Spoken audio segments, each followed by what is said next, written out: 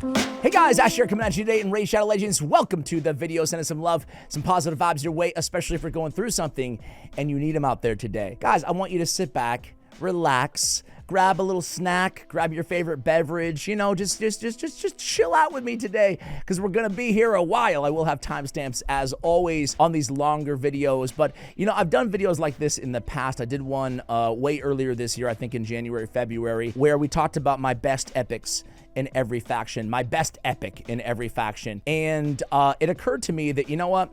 Those videos aren't super helpful. They can be fun, of course. You know, who's going to get the accolades? Who's going to be #1? But I think it's more beneficial to take a little bit more of a deep dive and talk about 5 epics in every single faction to help you guys out there, especially who are struggling in faction wars in other areas of the game. Now, I've maxed out almost every epic in the game. Even Gerard the Stone.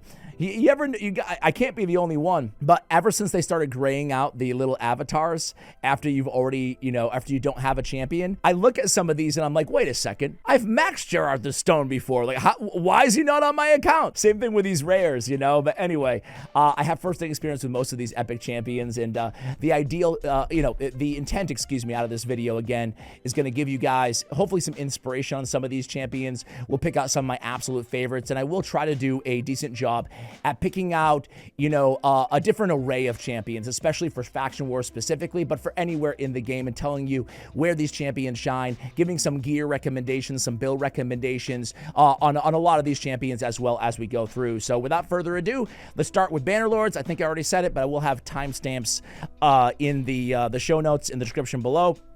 And on your timeline, obviously. And yeah, I think that's going to be it here. Give me a comment if you make it all the way through the video in one sitting or in any sittings. I don't care how long it takes you. Appreciate you guys, seriously. Whenever I do longer videos, I do hear it in the comments a bit with Ash. Dude, way too long. And I totally understand that, and I totally respect that. But I love long-form content personally. Like, I've watched 6-7 hour YouTube videos before. So I'm making this for you sickos like me who enjoy a nice chill raid video like this that's long. Anyway, Bannerlords. All right. So I think that, you know, the best epic reviver in the game is Ursula the Mourner, at least in terms of her revive itself.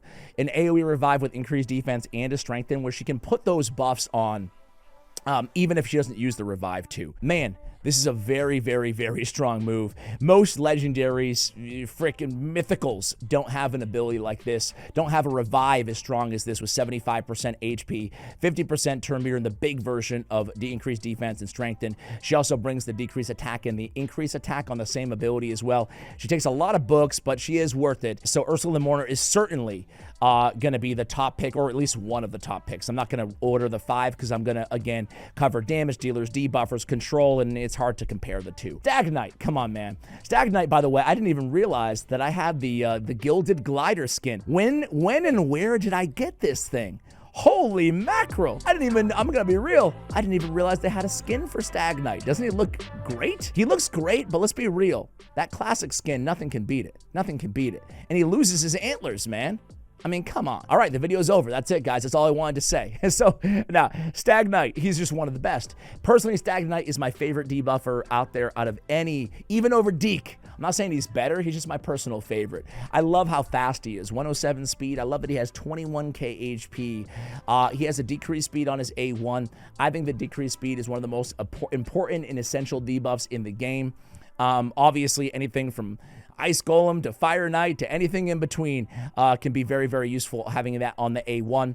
And then the decreased defense and the decreased attack on a 3-turn cooldown. Now with the Stag Knight, you guys probably already know, but you do want to pick up that Sniper Mastery to increase that odd all the way up to 100%. Otherwise, you math that out, it's at 95 because it's a 70% chance. But either way, he still gets the job done on an AoE. And then he has that increased resistance on an ally each time they have a debuff resisted by an enemy. This, I think a lot of players don't have a healthy appreciation for just how good this is. There's no cooldown, so in between his turns, if 3 champions have a resisted debuff, boom, increase accuracy, increase accuracy, increase accuracy. It's really, really nice to have because a lot of us too, we build our obvious champions that need accuracy with enough accuracy, right? But sometimes damage dealers with maybe a decreased defense on the A1, little things like that, we tend to slouch on accuracy. So Stag Knight can actually fix that and remedy it with his passive. Stag Knight is one of the GOATs out there in the game. So we got Ursula, we got Stag Knight.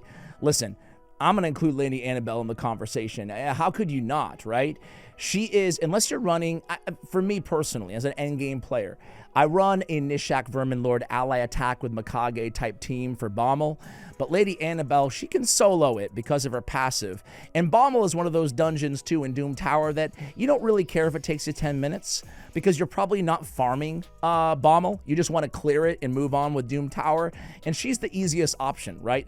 She's the least gear intensive champion to be able to solo Bommel, and she can handle the hardest stages of Bommel as well in a regeneration and immortal set. Moreover, in addition to that, she has a decreased speed in a leech on an AoE, and she has an increased speed, albeit on a 4-turn cooldown on her A3. She can provide additional utility to your team as well.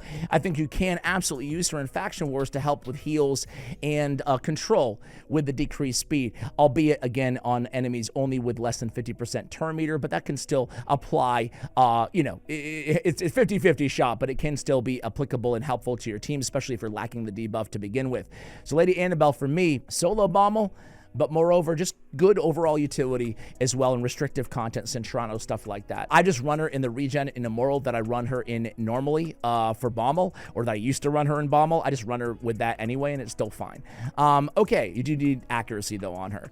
For number 3 here, I'm actually going to give it to you guys who are normal viewers of the channel. You might know, but man, I have a little something for Ulfric, dude. This little uncommon design champion, he looks like such trash on the design. No offense. No offense. Cut to somebody who looks just like Ulfric watching this video like, what? Are you sure we're not related? Dude, this guy is more than meets the eye, right? He's just a nice little complimentary support champion. He's far from the best epic in the game, but I end up using this guy a lot. For whatever reason, he's available in a bunch of Centrano's hard stages. He has an AoE buff steal. I love AoE buff steal. I absolutely love it. And a continuous heal on all allies. So he is a 2-turn continuous heal on a 3-turn cooldown. So he's actually a very competent healer and buff stealer. He's got decreased attack on the A1. It's a small chance, but he does have a turn meter fill and an increased attack on all allies as well. And he removes all decreased attack debuffs from all allies at the start of his turn. And then you add to that speed in all battles by 15%, meaning that we can use him, well, in all battles, right? So we can use him, you know, not that you're using him in Siege necessarily, but you could use him on an all epic team in Siege. You could use him as your aura lead if you don't have another speed aura lead in Faction Wars or anywhere else for that matter, Centranos, right? So I just like this kit, right? A lot of heals, increase attack, turn meter fill, and speed all battle aura, right? Really, really solid champion. The last champion that I will choose here, you know what? I'll give a little shout outs in every single faction as well. Shout out to Gizcard, he's not awful. Shout out to Warcaster. Shout out to Archmage, excuse me, Helmet. It's really between Helmet for me though and Sir Artemage. Archmage Helmet, though, you gotta go with him, right? Because everybody gets him in Doom Tower, and he's a really nice champion. He can help your damage dealers and your supports, anybody, get more damage with the increased crit rate, increased crit damage. You know, we were talking about just a few moments ago, I was blabbing about how having that increased accuracy on Stag Knight's pinpoint accuracy passive can be beneficial on champions that you wouldn't, you know, normally think could be beneficial. Kind of the same thing with Archmage Helmet, right? You might build your Stag Knight with like 40% crit rate, right? You don't build them to do damage, but he can do a little bit extra damage. Having that 30% extra crit rate and 30% extra crit damage on your supports, right? All that damage could actually stack up, right? Because normally we're building our damage dealers with 100% crit rate anyway, right? So it's not really imperative, but I like that he has that crit damage can benefit everybody as well. And the increased speed, this is on a 3-turn cooldown. He's a nice hard-hitting, actually, time slip, hard-hitting for a support, right? In context, with that great chance of stun and turn meter decrease if they're not stunned. So yeah, Archmage Helmet is going to be my guy. Definitely worth investing in, worth maxing out when you get him from Doom Tower normal, difficulty. Sir Artemage, though, I just got to give him a little bit of love. He's not, I would not go out there and say anybody, you got to max Sir Artemage. But let me tell you, this Unshakable Valor, I've done a guide on him, a couple of guides on him, I think, on my other channel. But I was absolutely blown away.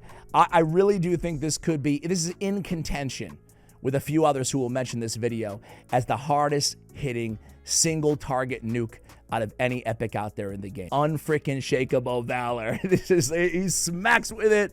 Oh my word, he was doing some nasty stuff, like 200, 300,000 damage. I was insane. It's insane. And Ring True hits really hard too, and it has a cleanse before you attack all enemies.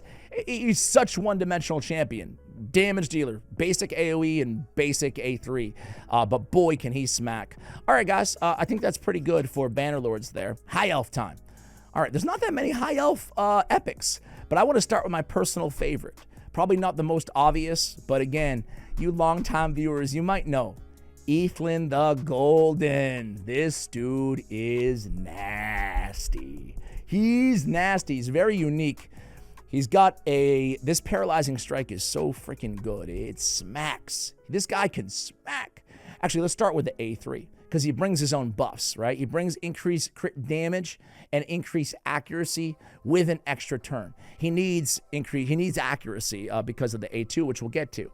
But I also want to move over to the passive because all of this informs just how good that A2 is. Strike at the heart ignores 10% of defense when attacking support, defense, and HP champions. That's beautiful.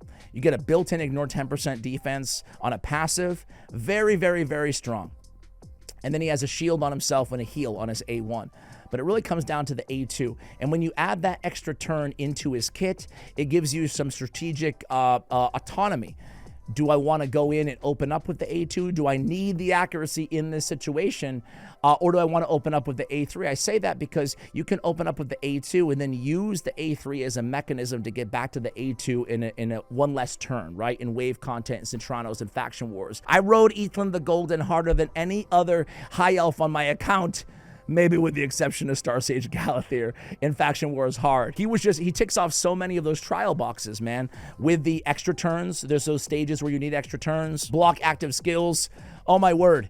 He's such a good neutralizer. He has an 100% AoE block active skills for 2-turn duration. And a lot of people forget about this. But block active skills vis-a-vis Master Hexer can have its duration increased to 3 turns. Like, forget about it. You're not going to do anything, buddy, you know? The second hit has a true fear on enemies not under block active skills. So you get some control element as well. Should you not land your block active skills, you get another chance. But the best thing about it is, especially with that passive and the extra crit damage, it absolutely smacks. Ethlin the Golden is a beast of a champion. He's one of my favorite nukers out there. I'd put him top 3 epic nukers in the game, just in terms of my affinity towards them, okay? Next up, well, let's do the obvious ones. Skaramis. Well, man, ever since the day this dude was added to the game, I knew he was going to be special, and he certainly is. He, for my money, is the best epic provoker in the game, and I don't even think it's that close. He's got a placing provoke not predicated on a critical hit. He's got a counterattack, continuous heal on himself for 2 turns. This is a 3-turn cooldown, a really nice skill considering he has counterattack and heal and the AoE provoke at 100% chance when booked, all on a 3-turn cooldown when booked. But the cool thing is, and the best part about this dude is the synergy between the A3 rather, the counterattack, and the outpace on the A1. He can go in there, 100% chance of stealing 15% of the target's turn meter, but you have to think of this A1 in the context of him counterattacking, right? And of course he's going to be counterattacking a lot because he's provoking. So you put a provoke on somebody, they attack him, they have no other choice. What does he immediately do? He goes in, he steals 15% of their turn meter. And then he has a 30% chance of placing a stun debuff on the target if their turn meter is fully depleted. Well, hell, they just use their turn, right? So they have no turn meter. We go in, we steal whatever is left of their turn meter, and then we get the stun. 30% chance, so it's not a lock. But we can stun them right after the provoke wears off. That's a back-to-back control mechanism in his kit. It's really nice. At the very least, you steal their turn meter on the A1. But his effortless superiority is where it all comes together to make him the best provoker in the game. Because you're going in there and you're decreasing the duration of all enemy buffs by 1 turn on an AoE that actually hits decently hard too. You're also, while we're at it, we have a 75% chance to place the big version of decreased attack. So now more damage mitigation or damage mitigation to begin with added to his kit. But the magic here is fills this champion's turn meter by 10% for each buff that has its duration increased. Now, I'm not going to do some quick math for you guys. School's in session, Professor Ash. 5 enemies alive with 2 buffs each. What happens? Well, we go and we decrease all the enemy buffs by 1 turn. Hopefully they disappear, or at least there's 1 turn left on them. But we get 100% turn meter fill, right? Because every buff added up, you get 10% for each one. That's not that high of a threshold to clear. What does this allow him to do? Get back to more provokes even faster.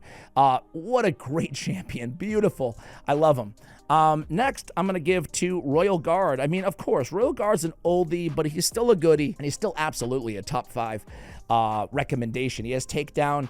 It's a really good AoE enemy max HP ability. He does get a little bit of extra bonus on his damage too, from his own attack modifier multiplier added to this ability.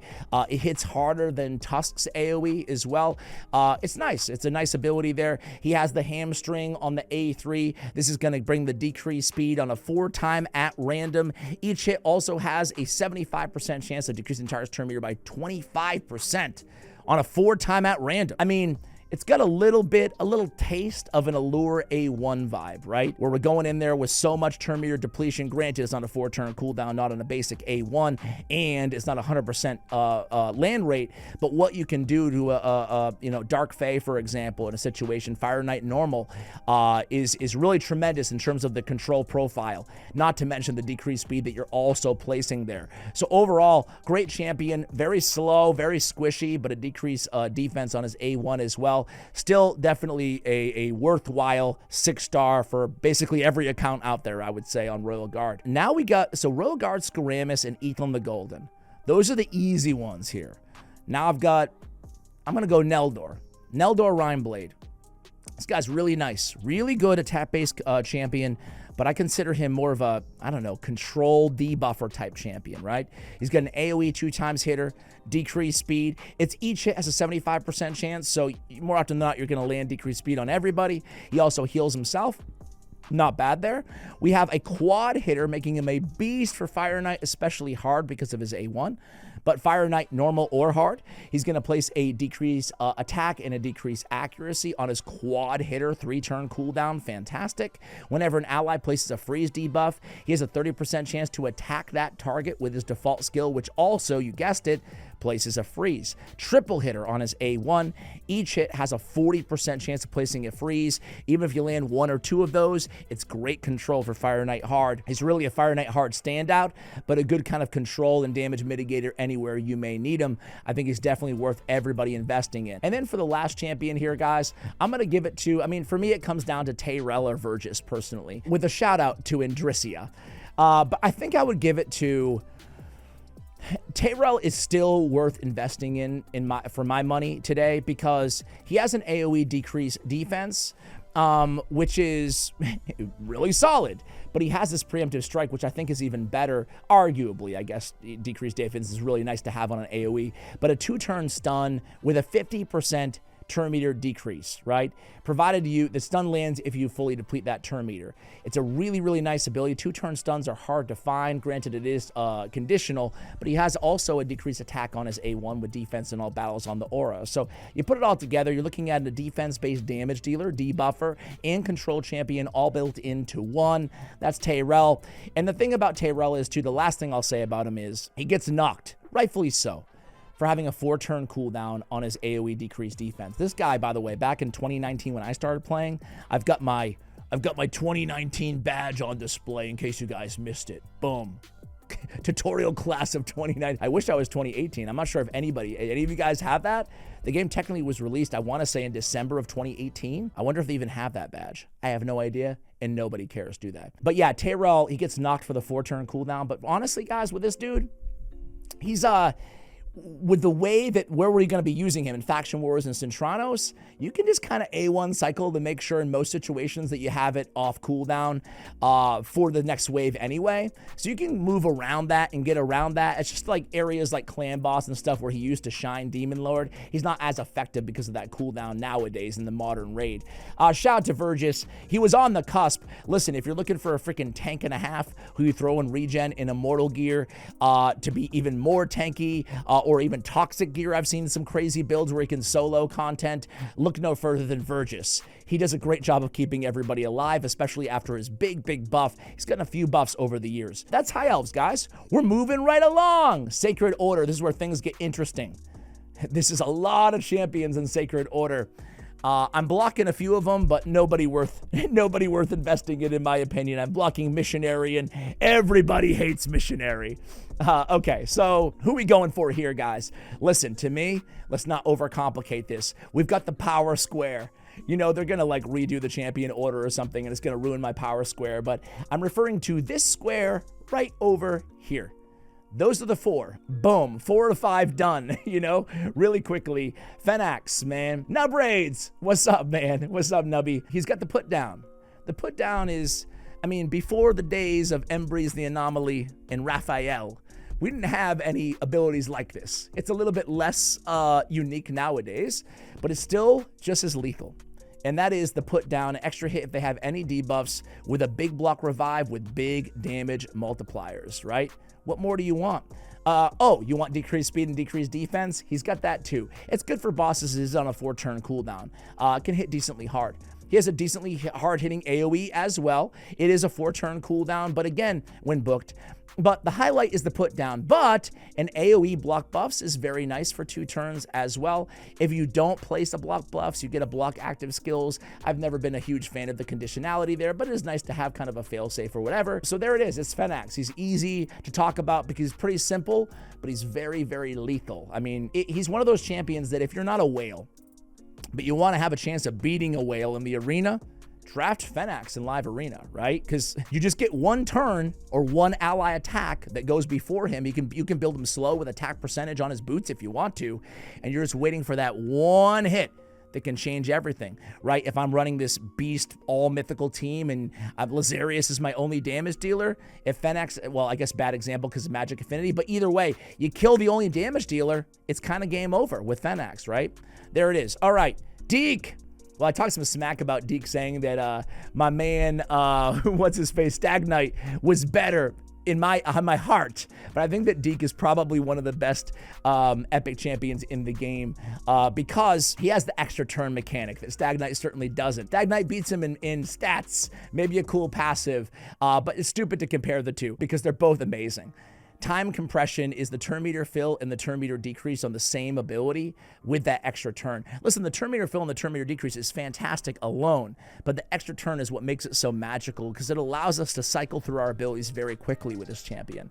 On his Sweeping Retribution, his A2 ability, it's an AoE with decreased defense. It's simple enough, but it's on a 3-turn cooldown. With that extra turn, we can basically get the uptime of that decreased defense buff close to 100% in some situations. Really, really good. And he has a leech on the A1, which is fantastic for healing your entire team and speed in all battles by 19%. So every one of his skills is bringing something very valuable to the table, including his aura. And then time compression just brings it all together. It compresses the kit into something that's really special and unique out of epic champions. There's a reason that everybody wants to get their hands on Deacon Armstrong. You know, some inside baseball here. Plarium, they give out the new account champions, right? And oftentimes they ask for requests. You know, what champions do you think would entice players to start playing Raid Shadow Legends? It's always an odd question because the first thought I always have is, but they don't know what any champion is. So how would they know? How would they be enticed? But anyway, the most common request from creators is always Deacon Armstrong, and they always say, no, Deacon's off the table. Geomancer, Seer, Deacon, they're all off the table. That should say something. Even Plarium is like, no, no, no, no, no. They have once in a while given them out, but very, very infrequently and only to new accounts. Inquisitor Shamil, man, listen. He has a potential 100% ignore defense ability on his A2 ability. Ignores 25% of the target's defense. Will ignore another 25% of the target's defense for each buff on this champion, right? So 3 buffs on Inquisitor, you get 100% ignore defense on this Cow of Horrors. I want to say that's the only epic in the game with 100% ignore defense. Unless I'm missing, because you get like, what, Mortem Macabre, you got Blood Gorge, you got Royal Huntsman. Those are all legendaries. Yeah, he's the only one. It is a bit conditional, but very good. But really what makes him one of the, upper echelon epics in the game is this Dauntless, man. I mean, this is the best answer to Fear and True Fear in all of Raid Shadow Legends. You can run him as a counter curveball, off-meta curveball to a Fabian in the arena. The more likely scenario is Head of Torment. He can deal with it very easily with the Fear and the True Fear inside Hydra Clan Boss. And then he's got the A1 as well with all those counterattacks. You can put him in a Toxic set. Just got to be careful of that debuff bar. But, you know, Inquisitor Shamil, in terms of the Fears and the True Fears, just that part of it, it's just so insane. It is so insane. Moreover, this skill instantly removes the debuff and fills the team's leader's turn meter by 15%. So when you're running Inquisitor Shamil, make sure you're putting whoever you want to get that 15% throughout the duration of the battle, make sure you're putting them in the lead position. And not only will be cleansing all those Fears and True Fears, especially in Hydra, but he'll be constantly turn meter boosting as well, right? I remember we had that Queen of Hearts dungeon, and we needed to worry about the Fear and True Fear. He was in every team. He was in my team, you know, if you had him. Very good. Godseeker and Eerie. Yeah, I'll be real with you guys. Godseeker and Eerie, when she was released into this game, she was just one of the best, if not the best, epic revivers out there. And she's fallen a little bit from that, not because if she's any worse, but because they've added what made her so unique to quite a few other champions throughout the years. That being said, she's still insanely good. An AoE with buff extension, as well as decreased duration of all buffs on enemies with a heal as well. So a lot coming at you on the A1, a lot of support. You get a little heal on the A1 as well. But really, it's her passive synergizing with her active revive that makes her so freaking good, right? Revives a dead ally, fills her turn meter by 50%, and resets the cooldown of all of their skills. Really freaking good. It was her in the ninja combo for Sand Devil. Everybody was running that for a period of time, and it was because only Godseeker and Eerie had this with the full reset and the revive, and this. She has another revive on her passive. If an ally's about to get killed by a fatal hit, preempts that hit and instantly places a revive on death on them for 1 turn before the damage is taken. Also a healing increase as well. So really nice and still a very unique when you include the passive profile in terms of a reviver, skills on Godseeker and Eerie. And she brings nice healing as well as buff extension to the table as well. All right, that's the power square. Who else do we want to talk about here? For me, it's between 2 champions. Any guesses? I want to give a quick shout to Talia. She smacks. A lot of damage there. She's not that bad. AoE weaken, counterattack, good damage there. Juliana is nice in the early game. I mean, here I am. I'm going, you know what? I'm gonna shut up. I'm getting too long-winded talking about every damn champion. It's between Mordecai and Sanguinia for me. Mordecai and Sanguinia. Well, shoot. I'm just going to give you 30 seconds on each, okay? Mordecai is an AoE burner. Mordecai's in the top 3 upper echelon of epic burners in the game. There's not that many AoE epic burners, right? You're really looking at Mordecai and Skrank as your best options. Mordecai, the knock on Mordecai is it's a 4-turn cooldown. Skrank's is a 3. But Mordecai brings a lot more to the table, including an increased attack for 3-turn duration. He's got turn meter depletion and turn meter fill. I think that Mordecai is definitely, if you're struggling for a burner, he's going to be your guy. And Sanguinia brings a really nice support profile to the table. Good base stats. She's nice and tanky. She transfers debuffs from this champion to the target and also cleanses all allies on the A3. So a full cleanse, 4-turn cooldown. And then she brings a block debuffs with a continuous heal. On her A1, she decreases the duration of 2 random buffs on the target by 1 turn. Overall, she's a nice healer and cleanser for your team with some nice buffs as well. Or at least 1 nice buff, albeit a 1-turn duration, which is typical on epics on the block debuffs. So that's Sanguinia. That is Sacred Order. All right, guys, Barbarian time. All right, let's just go right to Fat Man. Right to Fat Man. He's the best ally attacker. You know, I'm very biased because I'm in love with another ally attacker who's an epic. But for me, I still think he's the best. But it's close. It's close in my mind. You'll have to watch all the way to the end of the video to find my other fave. But he has a great ally attack. Everybody's joining in except for himself, right? And he brings an increased crit rate, increased crit damage. Fantastic. But really what puts him over the edge, ally attack is one of the strongest abilities you can look for in the game, right? But the fact that he has a burn, then 2 poisons, very good. it can be hard to find burners and poisoners for that matter, and he's got them both in the same ability on a 3-turn cooldown. Fantastic against bosses as well, a decreased defense. There could be situations like the Frostbiter. We just don't have another option for a burner. Fat Man's got you covered, right? So great ally attack. He has damage mitigation on his body block passive as well. Yeah, I mean, he's the GOAT in terms of ally attackers out there, especially when we talk about epics. Now this is where Barbarians, it takes a little hit. I must be missing like an obvious choice here, right? No, I'm actually not. So there's a clear number 1 in Fat Man here, in my opinion, but there are some other good options. Let's go to Alika. Alika is, I just want to be real with you guys. I'm not quite as high on Alika as everybody else is, or at least all the other creators that I watch. I'm not low on Alika by any stretch of the imagination. I think she's great. She has an AoE Disorient, right, which is an AoE, increase the cooldown of all enemy skills by 2 turns. On a 3-turn cooldown, it hits decently hard. Her A2 hits a lot harder. It's a 2-turn cooldown, which is really nice. It's an ignore 50% of the target's defense if their max HP is higher than this champion's max HP, which is not a high threshold to clear. She only has 16k HP on the base, right? So you have a really hard-hitting single target nuke, and then you have the skill cooldown on the Disorient. Again, very good. I guess I didn't even mean to throw shade at her earlier, but there were so many creators and commenters who were like, and you know, hey, I respect the opinion, we all can disagree, who thought she was a lot better than Alice, the Wanderer. There was a lot of comparisons when she was introduced, and I thought that Alice was quite better, personally, than Alika. That all being said, especially if the affinity, if you're looking for a force affinity damage dealer who can also, you know, do cooldown reset, look no further, that's Alika. Who after Alika? I'm gonna go Hoskarul.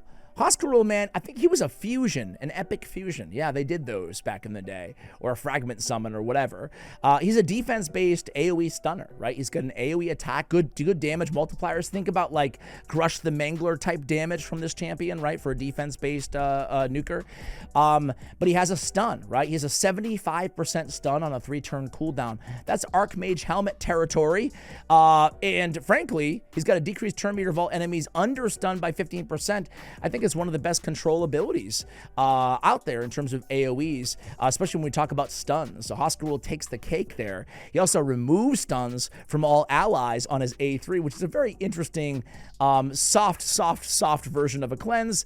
He has increased defense and increased resistance as well. Granted, the small version of increased resistance, but I love that he has the big version of increased defense. Granted, a 4-turn cooldown, but that also benefits him as a defense-based damage dealer. He's immune to stun himself and increases the damage inflicted by all allies by 15% when attacking enemies under stun. It's a really nice profile, very good for wave content because you get the extra damage and the stuns, as well as some increased defense, increased resistance. Hoskarul is a champion that I think that people should mention and talk about a little bit more. I mean, I just did. All right, next, we're going to go with, I do have options here. I just want to make sure that I believe them. You know what I'm saying? All right, for me, Tashada, I'm going to bring you into my thinking here. Tashada is a reviver on a 3-turn revive, right? Revives an ally 40% HP, 40% turn meter, and heals all allies. So she's definitely worth going for if you're just lacking a reviver, but she's in the same faction as Syl the Drakes. Hey, Syl, how you doing? Been a while since I gave you some love. So you're going to get Syl anyway, so I don't think you're going to be lacking a single target reviver, and the rest of her kit is just meh. I actually reworked her. I think she's the only champion I can think of in the game who wasn't a reviver at all, and they just gave her a revive. Haikatun is the obvious choice here.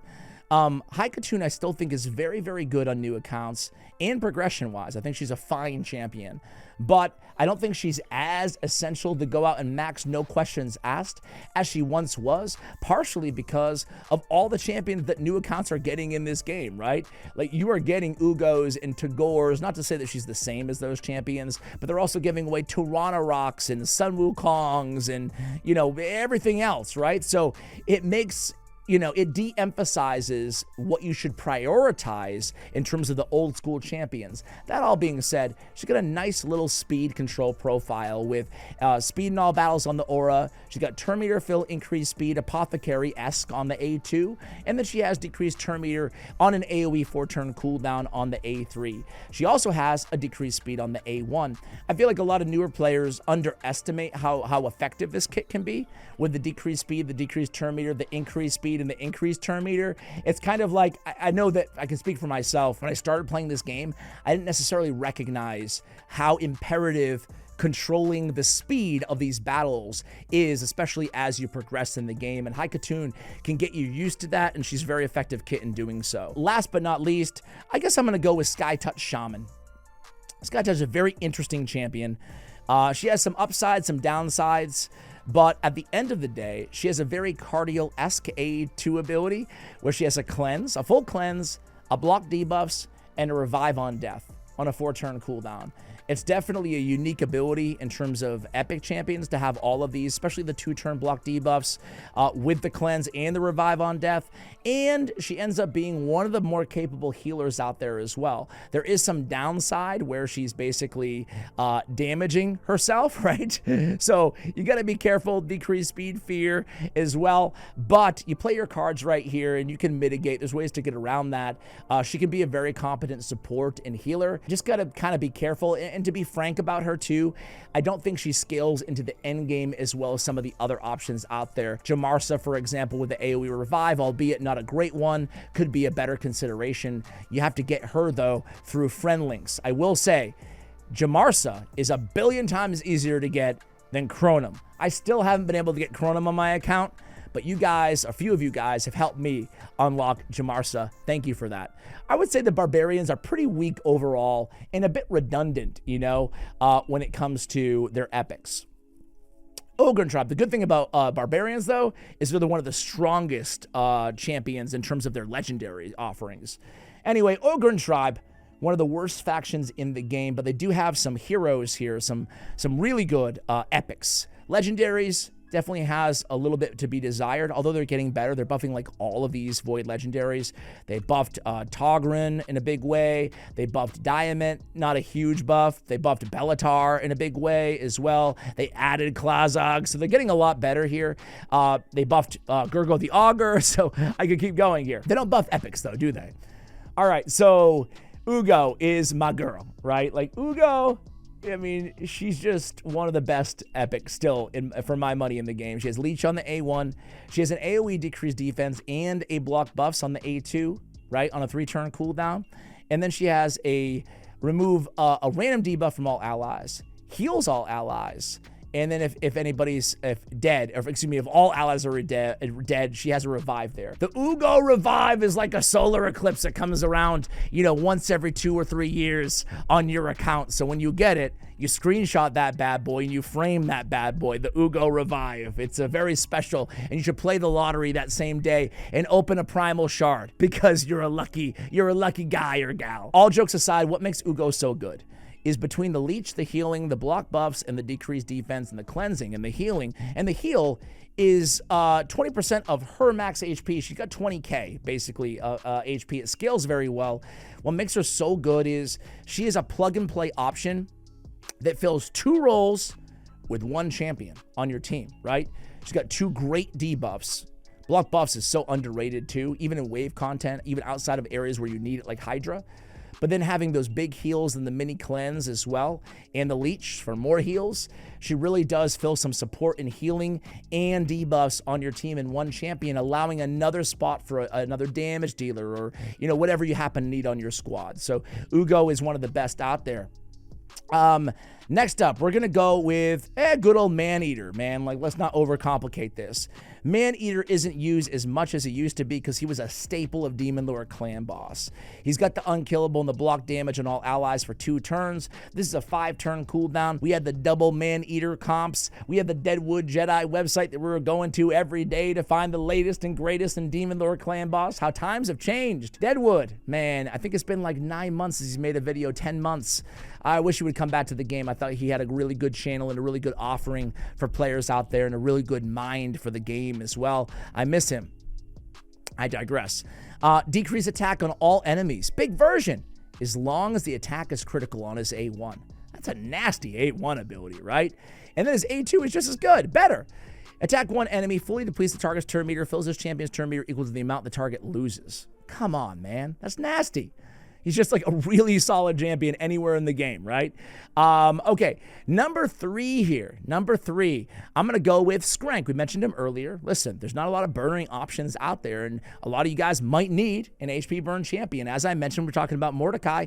His burn is on a 3-turn cooldown. Moreover, sure, he's attacking, he's not placing, but he's void affinity. We don't have to worry about weak matchups. He has some turn meter fill in there as well, as long as one enemy is hit with a critical hit, so we can get back to that burn even faster, right? He has a weaken on his A1. Chance to increase to a 75% if the target's under a burn, so he can debuff as well. And if the target's under a burn, he's got an increased attack that he brings for himself as well on a 3-turn cooldown for a 2-turn duration, and he can heal himself, right? He has damage escalation with his Pyromania. So he's a very capable burner. He is very, very, very squishy. And it's weird, I kind of oscillate between Skrank and Mordecai in my preferred epic burner. But yeah, it just depends on what you need, I guess. But Skrank definitely is a champion you ought to know about, right? So we got Skrank, Maneater, and Ugo. There's actually a few good ones still here. I'm going to give some love to Grush the Mangler. Grush the Mangler, he's a daily login champion, Grush the Mangler, and we talked about him. We talked about Husk Rule. He actually has some decent AoE multipliers for a defense base, especially for an epic as well. He's not going to blow you away, but I'm always surprised pleasantly by the damage that he puts out when I use him. Moreover, he's a very interesting champion where he actually does a lot of healing with this ability here, vis-a-vis his continuous heals, which is really nice. He also brings a leech on the A1. So between the leech and the continuous heals, he's a defense-based AoE champion with some damage mitigation on the A2, and then some healing for your team on the A1 and the A3. You could do a lot worse. He's really good for restrictive content as well. Okay, so we have what, one more here? This is tough. It's between Skull Crusher, Lorne, Siege Hulk, Uragrim, yeah, maybe a little nod to Prundar. Here's what I'll do real quick, rapid fire here, guys.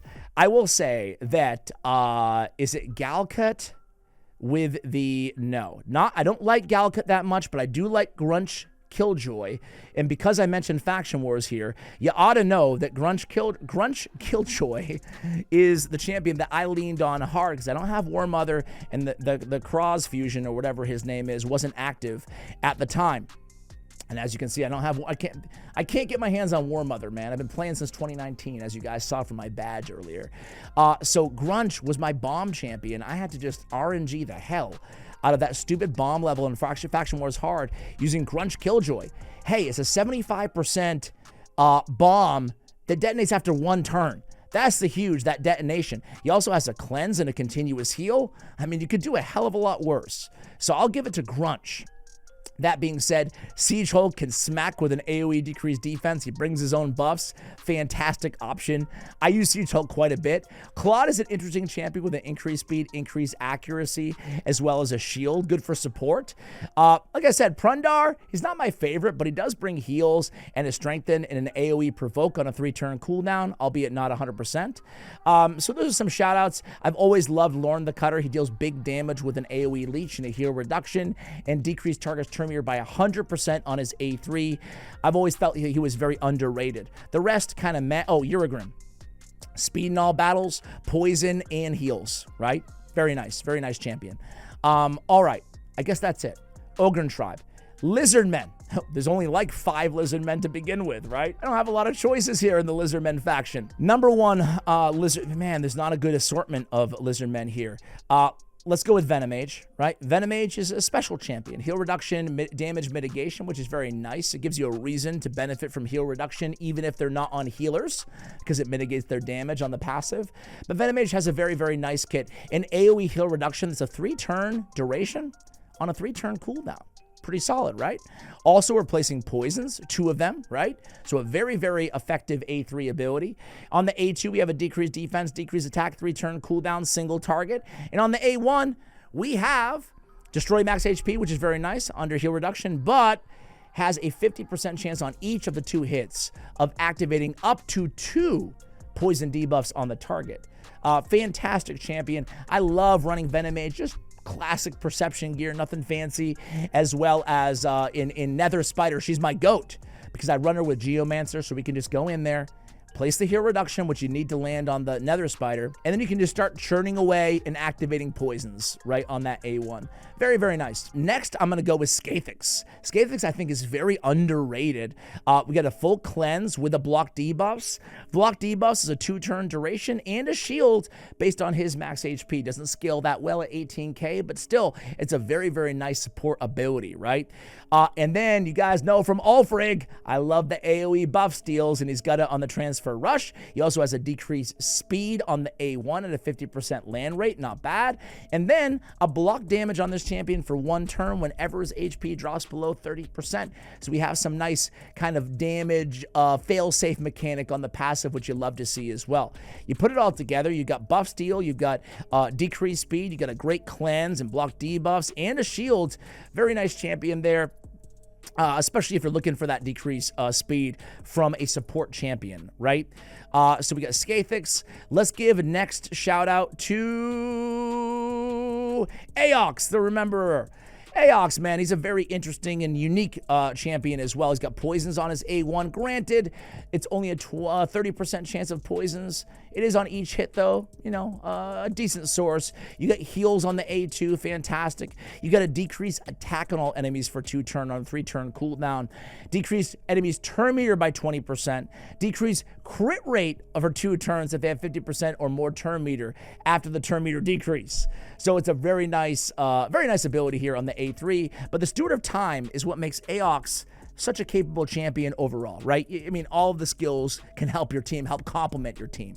But increase the duration of 2 random debuffs on the attacker by 1 turn when attacked.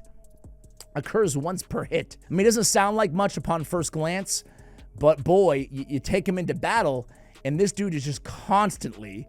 You know, you go into battle against a boss with Aox on your squad, you look away for a few minutes, and then you look in again, and all of a sudden the debuff duration is like 9 turns. You're like, whoa, Aox, way to go, buddy, right? So you put it all together, you're looking at a very unique epic there. So we've got Scathix, we've got Aox, we've got Venomage. Now we take a little step down, unfortunately, here.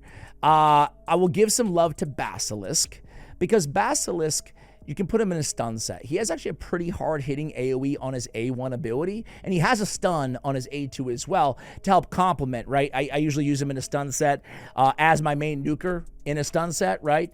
And then I'll go in there and, you know, use the Skull Clobberer when the rest of the enemies are stunned already, or if there's one enemy who poses a big risk, a big threat, I'll get that guaranteed stun or, you know, predicated on it landing, of course, critical hit, but 100%. So I'll give it to what's his face, Basilisk.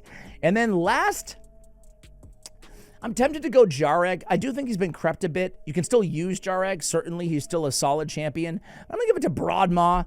I mean, he is a permanent fusion inside the game, and he's nothing crazy special, but Lizardmen can be difficult to find good revivers on. He is a reviver. He can revive 2 random allies on a 4-turn cooldown with block damage. It's not the best revive, honestly, but it's not the worst either.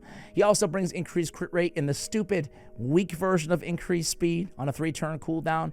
He does have a turn meter fill. The thing I like about this is it shouldn't be. He's a void freaking epic. It should not, in a permanent fusion, it should not be the weak version of increased speed. I'm sorry.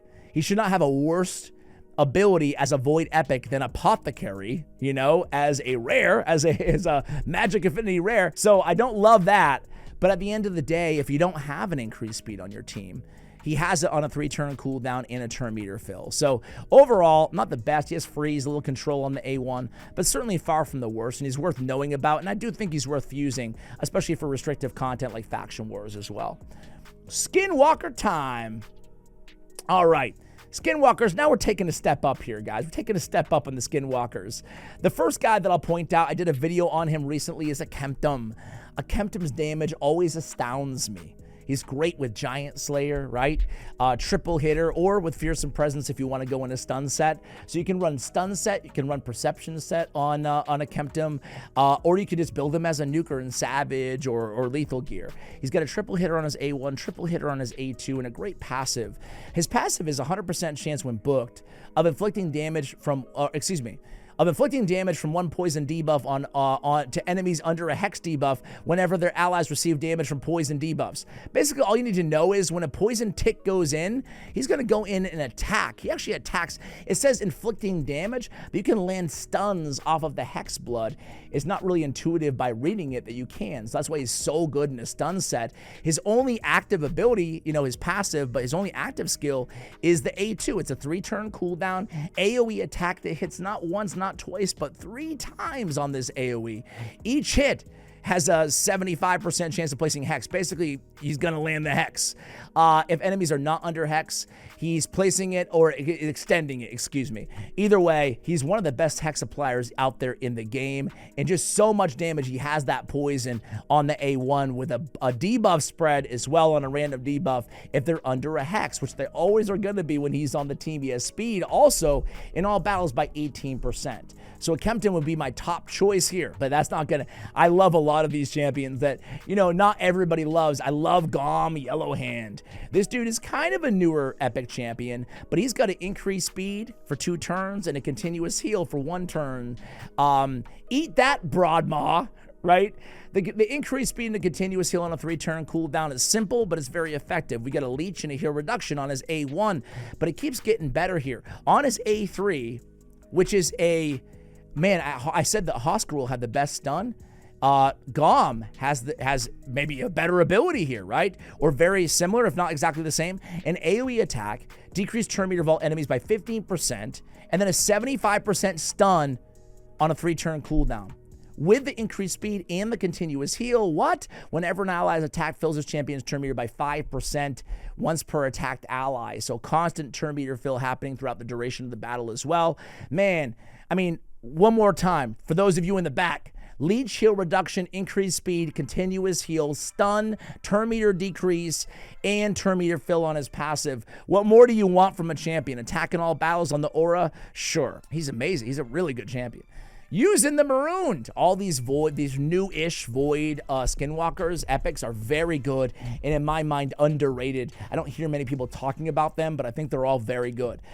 Transfers a debuff from this champion to the target on his A1, solid. And AoE remove 2 random buffs from all enemies, and heals himself for each buff removed on the A3. Pretty good ability. On the A3 ability, on the A2, you guys get what I'm saying. Good luck charm. We get a remove a debuff from all allies, and then a big heal, 20% of his max HP at 20k base, and then a block debuffs for 2 turns as well.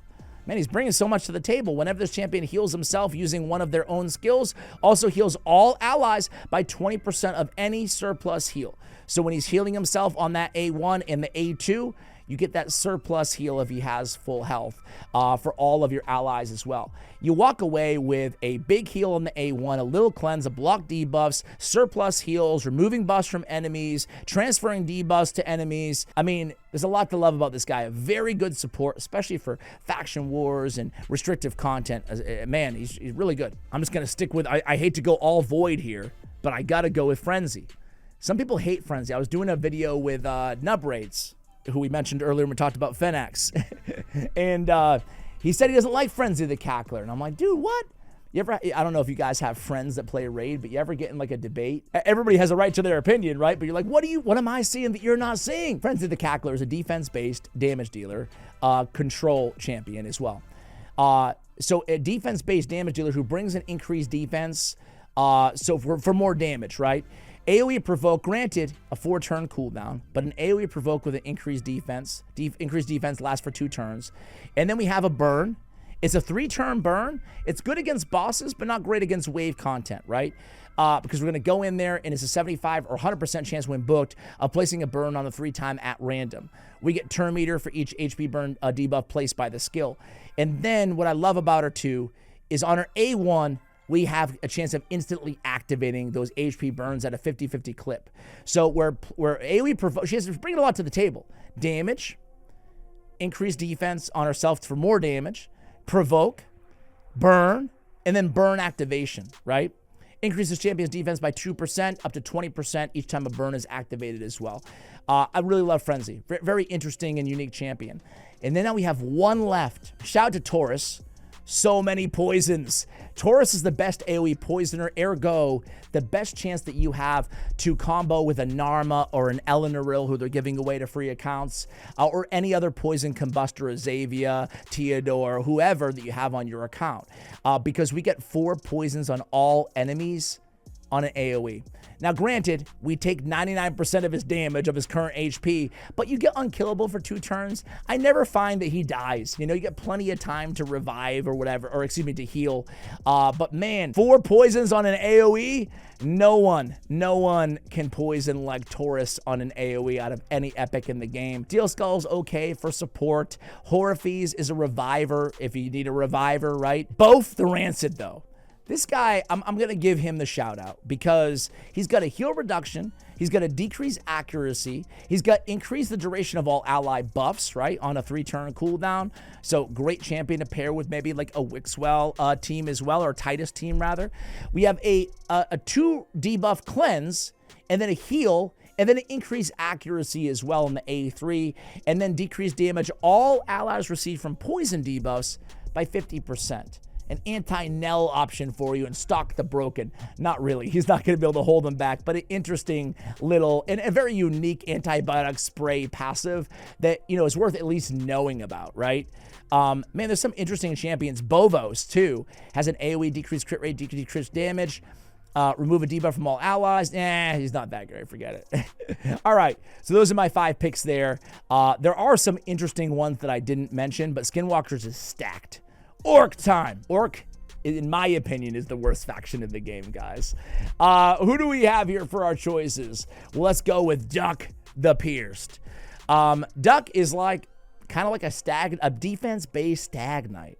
An AoE decreased attack, decreased defense, some decent damage there as well. We have a decreased accuracy on the A1, which can be an underrated debuff at times. I mean, think about it. Decreased accuracy is, in some ways, just as effective as an increased resistance, right? Depending on the situation, of course, how many enemies are alive, etc. But that's nice to have. And then we have a kind of a mini provoke there on the shrieking display of the A3. I don't really rely on this because it's a 4-turn cooldown, a 1-turn provoke, but it could potentially be 2 enemies. We get a reflect damage and unkillable on this champion. It's not the best move, but it's not the worst move. But the highlight is an AoE decreased attack, decreased defense, right? On a tankier champion than, you know, your Stag Knight. Okay, we're gonna go, my man, Tagore. That's right, I'm the president, the card-carrying president, Treasury Secretary, VP, Sergeant at Arms, and the Tagore fan club, guys. He's my favorite epic reviver in the game. I said that since day 1 that he was released. He's got an increased defense on his A1. He provides, kind of like we're talking about Ugo, right? So much utility from one champion, Tagore. The Magic Stick. I think 50 Cent made a song about him. That's how popular this dude is. He's got a charge can't. Oh no, charge can. Charge can. I kid. We got an AoE increased speed and then a heal 15% of his max HP. I mean, and heals, for those of you who are newer to the game, we're always looking to have those heals based on this champion's max HP. And he's got that, right? Because we can control that metric. So a big boy heal, an AoE attack that he has 1100 base attack. So Tagore can actually do some damage as a support reviver, which is crazy as well. Having that increased speed is so good as well. He's got an AoE revive. It's not the best revive in the game, but it is a 5-turn cooldown with a shield on them. And then he has Aid the Feeble, right? It's very rare to get damage mitigation passives like the one on Venomage and Tagore from epic champions. Decreased damage received by allies of 50% HP or less by 10%. That's beautiful. You get a little bit of damage mitigation before he comes through and heals them or then revives them, right? Did I mention the increased defense on the ally with lowest HP currently on the A1? Just always helping anybody who needs it, Tagore. He's got HP in all battles as well. He's the GOAT, man. He's bringing so much for one champion. All right, Seer. Yeah, of course, Seer's going to still make the list. One of the Plarium untouchables, right, for new accounts. We get an AoE weaken, and then we have Karma Burn, right? Actually, a hard-hitting A1 that, you know, has an extra turn chance as well. 20%, not bad when booked. But Karma Burn, man, this is the quintessential nuke in Raid Shadow Legends is Karma Burn. I remember when I started playing this game, I went against Seer, not knowing who, you know, when you think about when you first started, when you go in the arena, like, you don't even know you barely know what your champions do, let alone what the enemy champions do, right? And I remember I went against her in the arena early on, and I just remember even that animation, it feels like you're just disintegrating, right? Like, it is a literal nuke.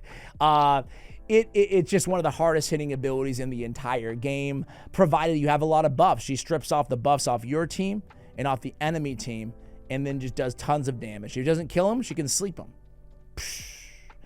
Seer is still just one of the best overall epics out there in the game. There's other options for quick damage, poison combust teams, Siegfried teams, you know, mythicals, but she's still one of the more accessible, even though she's void, options out there. So we have Seer, we have Tagore, and we have Duck the Pierced. I'm going to give the next one to Jorg, Old Hermit Jorg. He's got a revive, 2 random allies, 5-turn cooldown, perfect veil for damage mitigation as well, and just to help keep them alive, untargeted, single target attacks. And then it's a simple kit, but it's very effective. We have an increased attack and a turn meter boost of 20%, and a burn on the A1. We talked about this when we talked about Fat Man, Ferrican the Fat. Getting a burn from a champion that otherwise doesn't feel like they're going to give you a burn can be a difference maker in a game where, golly, half the bosses are predicated, or success is predicated on you having an HP burner on your team. So Jorg has a very, very nice profile with the burn, the increased attack, turn meter fill, and the revive, especially for restrictive content, especially for faction wars, or anywhere that you're just overall lacking a burner, such as some of the boss levels on Centranos, right? Who am I going to go with last here? I got Duck, Jorg, Seer, and Tagore. Come on, how can I forget my guy? For me, it's between Zargala. I kind of like Sandlash, but I don't think she'd be my favorite. And Tuok the Wanderer. Now, I think most players would pick Zargala. She's an old school nuker who is still very capable. But I'm going to give it to Tuok the Wanderer. I've always thought, since he was released, I think as part of the Amazon collab they did back in like 2019 or something like that, I've always thought he was underrated, right? He's a damage dealer who has an AoE decreased speed. I'm such a sucker for AoE decreased speed. Also increased speed on himself. I'm not going to read his entire kit. We'd be here all day, but he has a lot of extra little tiny things that help him out in his kit as well. But his A3, Clever Brutality, is a very good move, very underrated. We're stealing 50% of the target's turn meter, 100% chance to place a stun on them for 2 turns. So we steal half their turn meter, and 2 turns stun them? My word. We steal 100% of the target's turn meter if this champion has less than 50% HP when attacking, too. I mean, this is an insanely good control ability, right? I mean, 2 turns, just getting the unconditional 2-turn stun and the turn meter, and then the AoE decreased speed, you add those 2 abilities together with some damage, you're looking at, for my money, one of the better control champions out there for epics, and not a lot of people give any love to Tuok the Wanderer. All right, Demonspawn, guys. Moving right along here to Demonspawn. You know what? We talked about Allure earlier, and of course she's going to make the list, right? One of the best tails. Fellas, please, please. I mean, can we all agree? She's got one of the best tails, and look at it. Look at it. Wow. One of the best tails in Raid Shadow Legends right there, Allure. One day we'll have a tail tier list. Don't worry. A wing tier list and a tail tier list coming soon from a mediocre Raid Shadow Legends YouTuber near you. All right. Allure, Psychic Whip. I mean, listen. The A2 of Seer is okay, you know. Get a weak version of decreased defense. You really want to pick up Nature's Bounty on her. Is it Nature's Bounty or Nature's what the hell is it? Let me look. Let me go. You don't care if I take 2 minutes, do you? Allure. I guess I don't need to look at Allure, do I, to be able to find it. I went with Phantom Touch because she's so good in Fire Knight, so getting that extra hit count on the shield is really great. But you can go with the Nature's Bounty, right? Where this is going to potentially take that decreased defense and bring it to the big version. There's a 45% chance at 5 stars, 60% chance at 6 stars. So you could use her as an AoE decreased defense champion if you wanted to. I love that Phantom Touch on her, though, because she's such a beast in Fire Knight.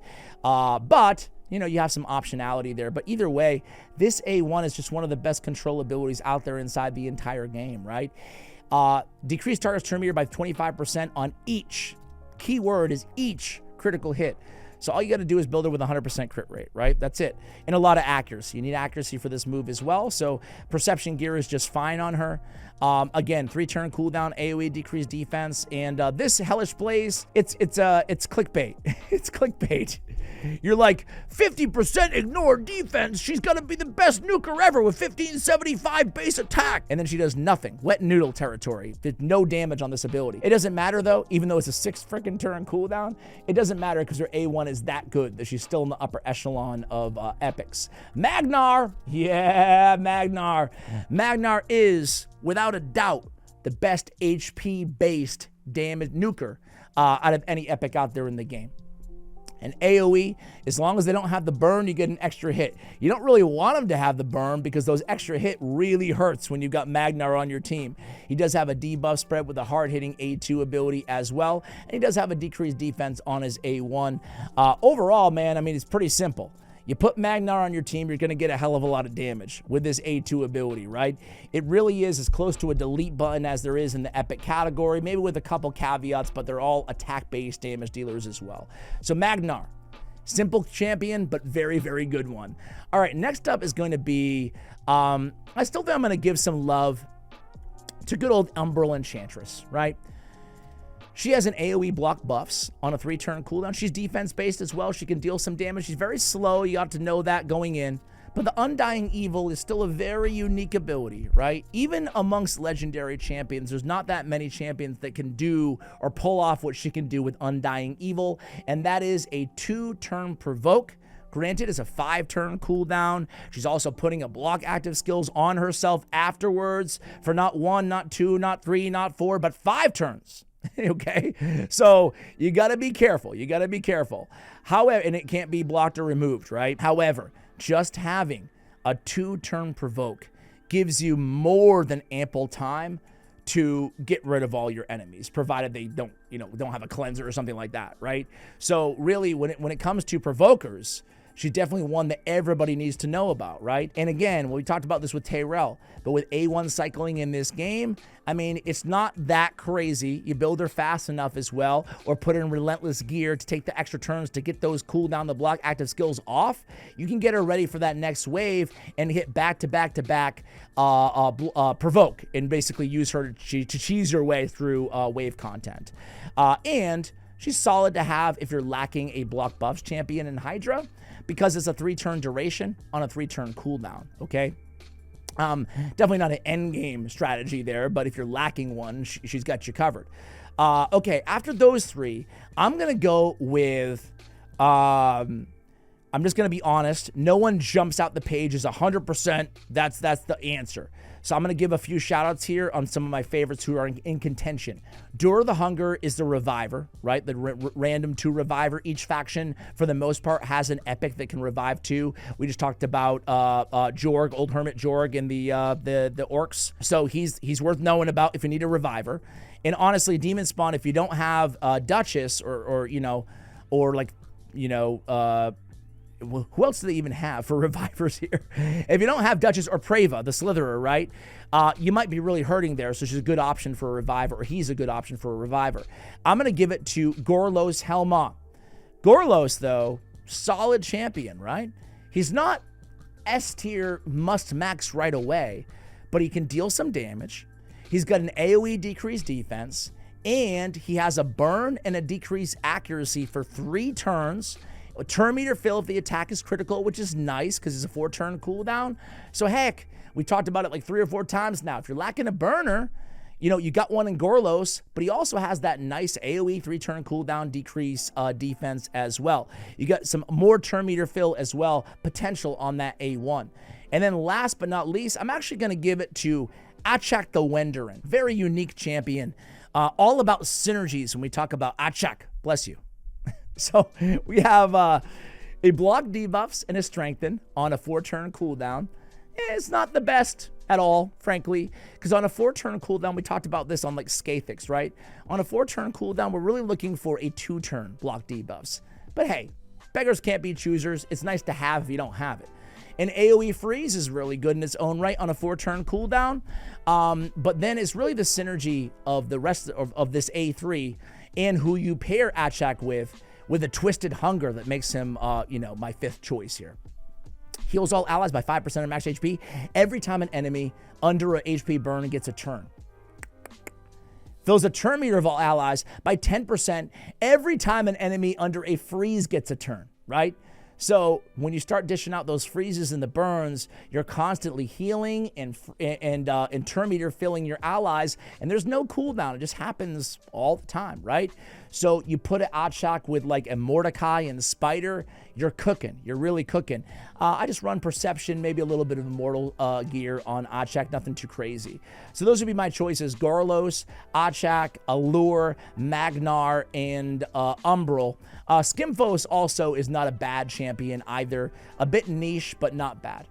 Undead Horde time, guys. Plowing right through this. I'm actually going to take a quick break to grab a beverage. We'll be right back. All right, guys, we are back. So, Undead Horde.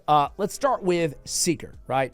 Seeker, I've said this before, but Seeker is a very, very, very unique champion in the game, in which he is a better turn meter booster than almost any other champion in all of Raid Shadow Legends.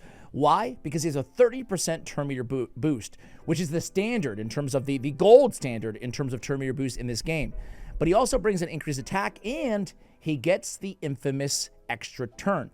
We talked about this when we talked about Deacon Armstrong, but this is amazing. This allows him to get back to the ability ostensibly in 2 turns instead of 3 when booked. Thus, he can get a 30% turn meter boost every 2 turns for your allies, you know? This is why he was such a crucial component of all the Bat Eater comps back in the day. We talked about Deadwood. We talked about Demon Lord Clan Boss comps, right? Very simple kit. Now, you can exploit this even more by throwing him in a Reflex set, because you could potentially, you know, reduce the cooldown even further. So you could really just get back to this and start chaining your extra turns. Just be careful if you're speed tuning it, you know, that could mess it up. We also have a Provoke on the A1. And then we have a Dark Blood, which is really useful. Heals this champion by 20% of his HP and places an increased defense, big version, on all allies when hit with a critical hit, you know? So in the arena, that happens all the time. Even against bosses, it can happen, you know, 15% of the time or more, depending on where you're using him. So overall, Seeker is definitely a very, very viable turn meter booster that a lot of players can benefit from. There's more than meets the eye when you look at Seeker's kit, right? All right, next is going to be Vogoth.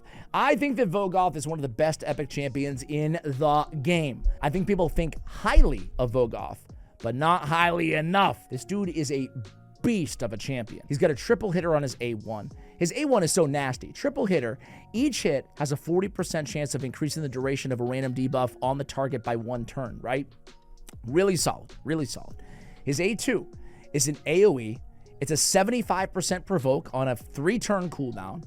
Also has a 75% chance of placing a decrease attack, on targets who get the provoke. So for wave content, what a great move. You're not only provoking them, potentially 75% chance, but you're also mitigating their damage with a decreased attack. And then his 2 passives. Whenever the champion's attacked, heals all allies by 50% of the damage received, 25 against bosses.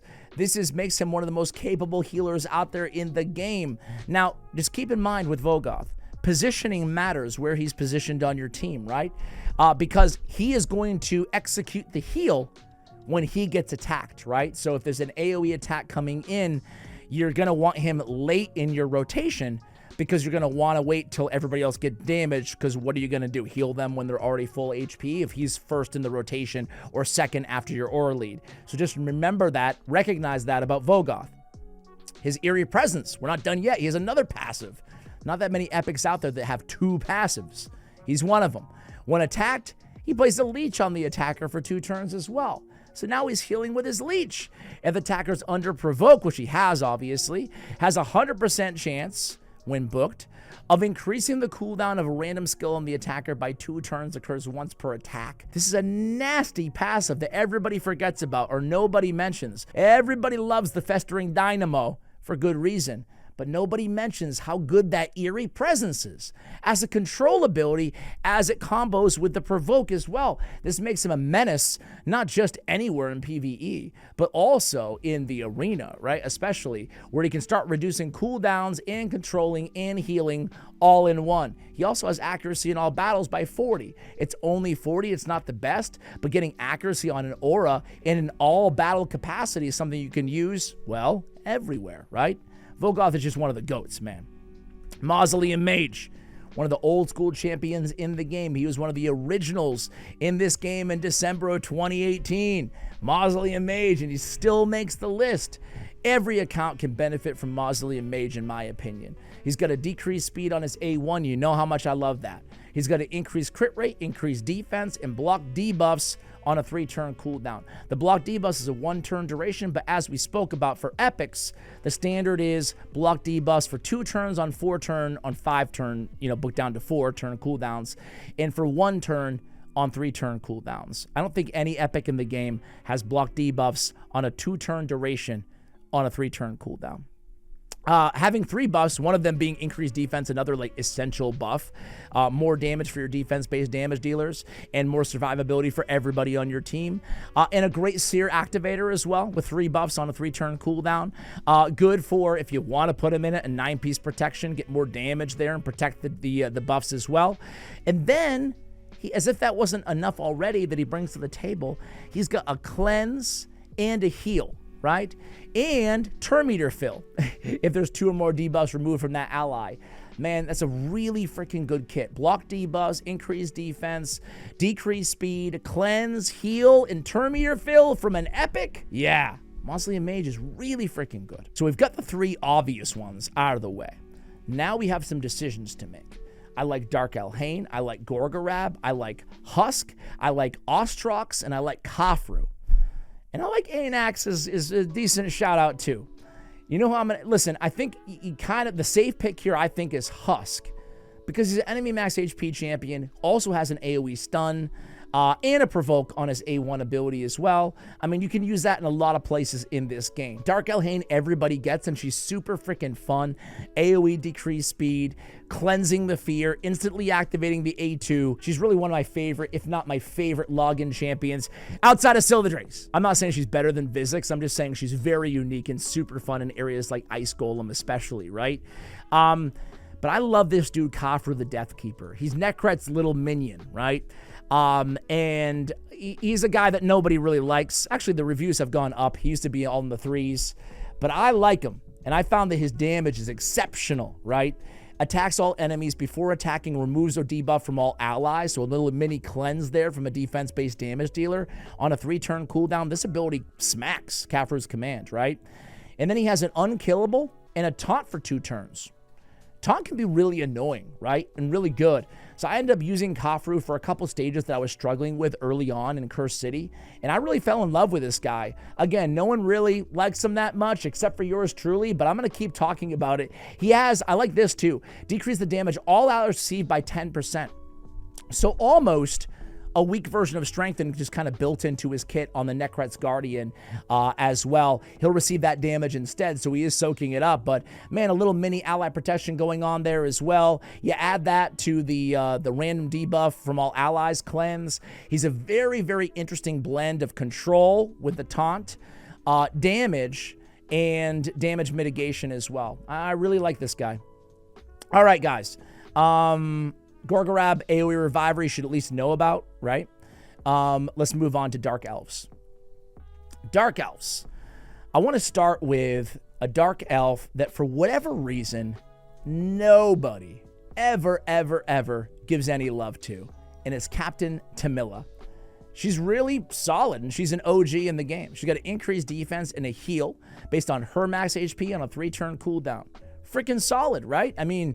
increased defense and a heal on a 3-turn cooldown. What more could you want? Oh, you want more damage mitigation? She's got ally protection on a 4-turn cooldown, right? I don't mind the 4-turn cooldown because she's not that tanky, So taking all that extra damage, it takes a toll on her. So it's good that she has a heal as well as an increased defense, as well as, you know, you have it up for 2 turns out of every 4, right, when booked. She has a continuous heal on herself on the A1 if the attack is critical. I don't love that, because frankly, we don't want to build her with a crit rate, with a 100% crit rate. But either way, we talked about increased crit rate buffs, Mausoleum Mage and a few others in this video, right? And this is the type of champion that could benefit from an increased crit rate buff, so she places those continuous heals a little bit more often. For those of you who skipped around the video and didn't watch every second of it so far, I was just telling you that how having the increased crit rate buff on a champion on your team, no one really appreciates that buff because you're building your nukers with a 100% crit rate anyway. But there's a lot of like sneaky other champions that can take advantage of that buff. It's not totally useless. Captain Tamila, nobody talks about her, super solid. Caden, no one really talks about him, super solid. A Revive 2 champion on a faction that, let's be honest, it's not the strongest out there.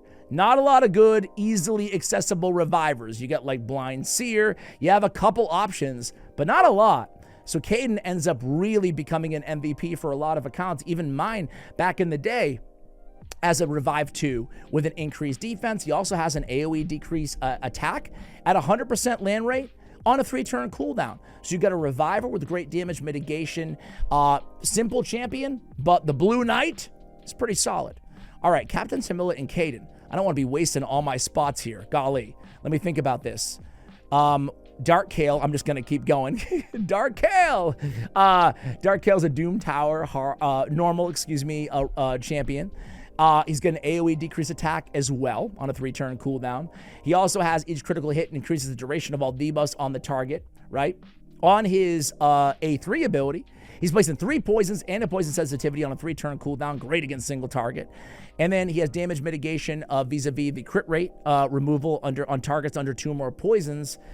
15% damage or 15% crit rate mitigation on that passive is very handy because a lot of bosses, we mentioned it earlier, do have a 15% crit rate in this game, right? So you're just neutralizing those really hard hits. His Weaver of Woes is what make Dark Kale one of the more powerful epics out there in the game, and certainly, for my money, the best epic out of all the Doom Tower normal champions, with all apologies to Archmage Helmet. Just depends on what you need, I guess, right? Triple hitter. Each hit has a 35% chance to instantly activate 2 poisons or a poison and a burn. Ooh, he doesn't bring burn, but he's great to pair with burners, especially if you don't have other activators. You don't have the Theodores of the world, right? This A1 being a triple hitter too, it can be helpful against almost every boss out there in the game, especially if you combo him with the right, allies around him. Perception Gear is totally fine with Dark Kale. He's pretty easy to build in that regard. All right, my last 2 here are going to be, listen, Sylar deserves a massive, not even an honorable. She's a great control champion. She's got the leaden legs, the decreased speed, the decreased turn meter by 40%, and the AoE, and then another AoE on the A1. So good in a stun set, decent in spider, good in control environments, right? But I have to give it to Dirindil, who for my money is the best epic nuker in all of Raid Shadow Legends. You're looking at him right here, this guy, Dirindil. Man, I did a video on him years ago when he first came out, and I was like, he shocked me. He shocked me, and I still get comments to this day about players picking him up for the very first time and being like, wow, dude, you were absolutely right on this guy. He's insane. This Royal Assassin, remember way back in the beginning of the video when I talked about, what the heck is it? I always go to say Sir Artemage, but it is Sir Artemage. When I talked about the Unshakable Valor ability, right? It being the second hardest hitting single target ability. This is who I was talking about when I was talking about the hardest hitting. Dirindil's A3. Where are you, big fella? 50% ignore defense. Perfect Veil in this champion if you kill, if it's critical rather. If it's critical, you don't even have to kill the target. If it's critical. So now you're rocking a Perfect Veil on an otherwise squishy champion, 12k HP, right? So really good ability there. The hardest hitting single target ability for my money out of any epic in the game. And then dispatch them with 15% ignore defense. Doesn't sound like much, but you put them in Savage or Lethal or Merciless or whatever. And man, oh man, this guy, the AoE and the single target are the best nukes out there for epics. So yeah, I'm a huge fan. If you haven't invested, I'm telling you right now, try Durandil, man, he's a beast. Luria's good. Lua's good. But I got to give it to Madame Ceres, you know. Maybe it's a little bit of the design. Maybe it's those beautiful skins. Ooh! I love the Blood Evil one. I love the Blood Evil. But she really does have such a good kit. I mean, the buff removal, or the buff removal, excuse me, the decreased attack, decreased defense, and then this A2, very, very slept on. We're stealing a buff from each target, 50% on a 3-turn cooldown, but you get a block debuffs on all allies for 2 turns, if any. Just 1 buff is stolen. And then a True Fear on all enemies who have who have buff stolen, right? Beautiful little ability there. She's got great fear and True Fear, a synergy in her kit as well. Excuse me, True Fear on the A2, but fear on the passive. And she can shield herself at the start of each turn as well. When attacked while under a shield, she's going to have a chance to do more control vis-a-vis the fear. She's a perfect epic champion. They did nerf her. They took the Midnight Ritual down from a 5 to a 6-turn unbooked, or from a 6 down to a 5 rather. But she's still very, very good. Still one of my faves. So there it is. I think Madame Ceres deserves that last spot there in no particular order again. All right, so Knights Revenant, guys, my favorite faction in the game. And there's so many good champions in every rarity, honestly, in Knights Revenant, right? It would be very difficult. Even epic rares, do I mean that on rares? I mean, they have Ashwalker, Renegade, Torox, Execute. Hell yeah, hell yeah. So let's just start with the most obvious. Damage dealers, Whisper. She's the boss killer of all epics out there, right? She is really freaking nasty, right?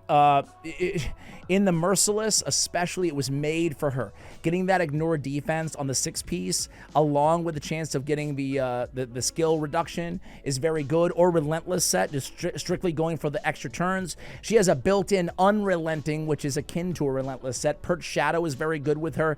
Just chaining those extra turns, the Relic Perch Shadow, where you have extra turn chance on the A1. 10% chance of granting an extra turn whenever this champion lands a critical hit, okay?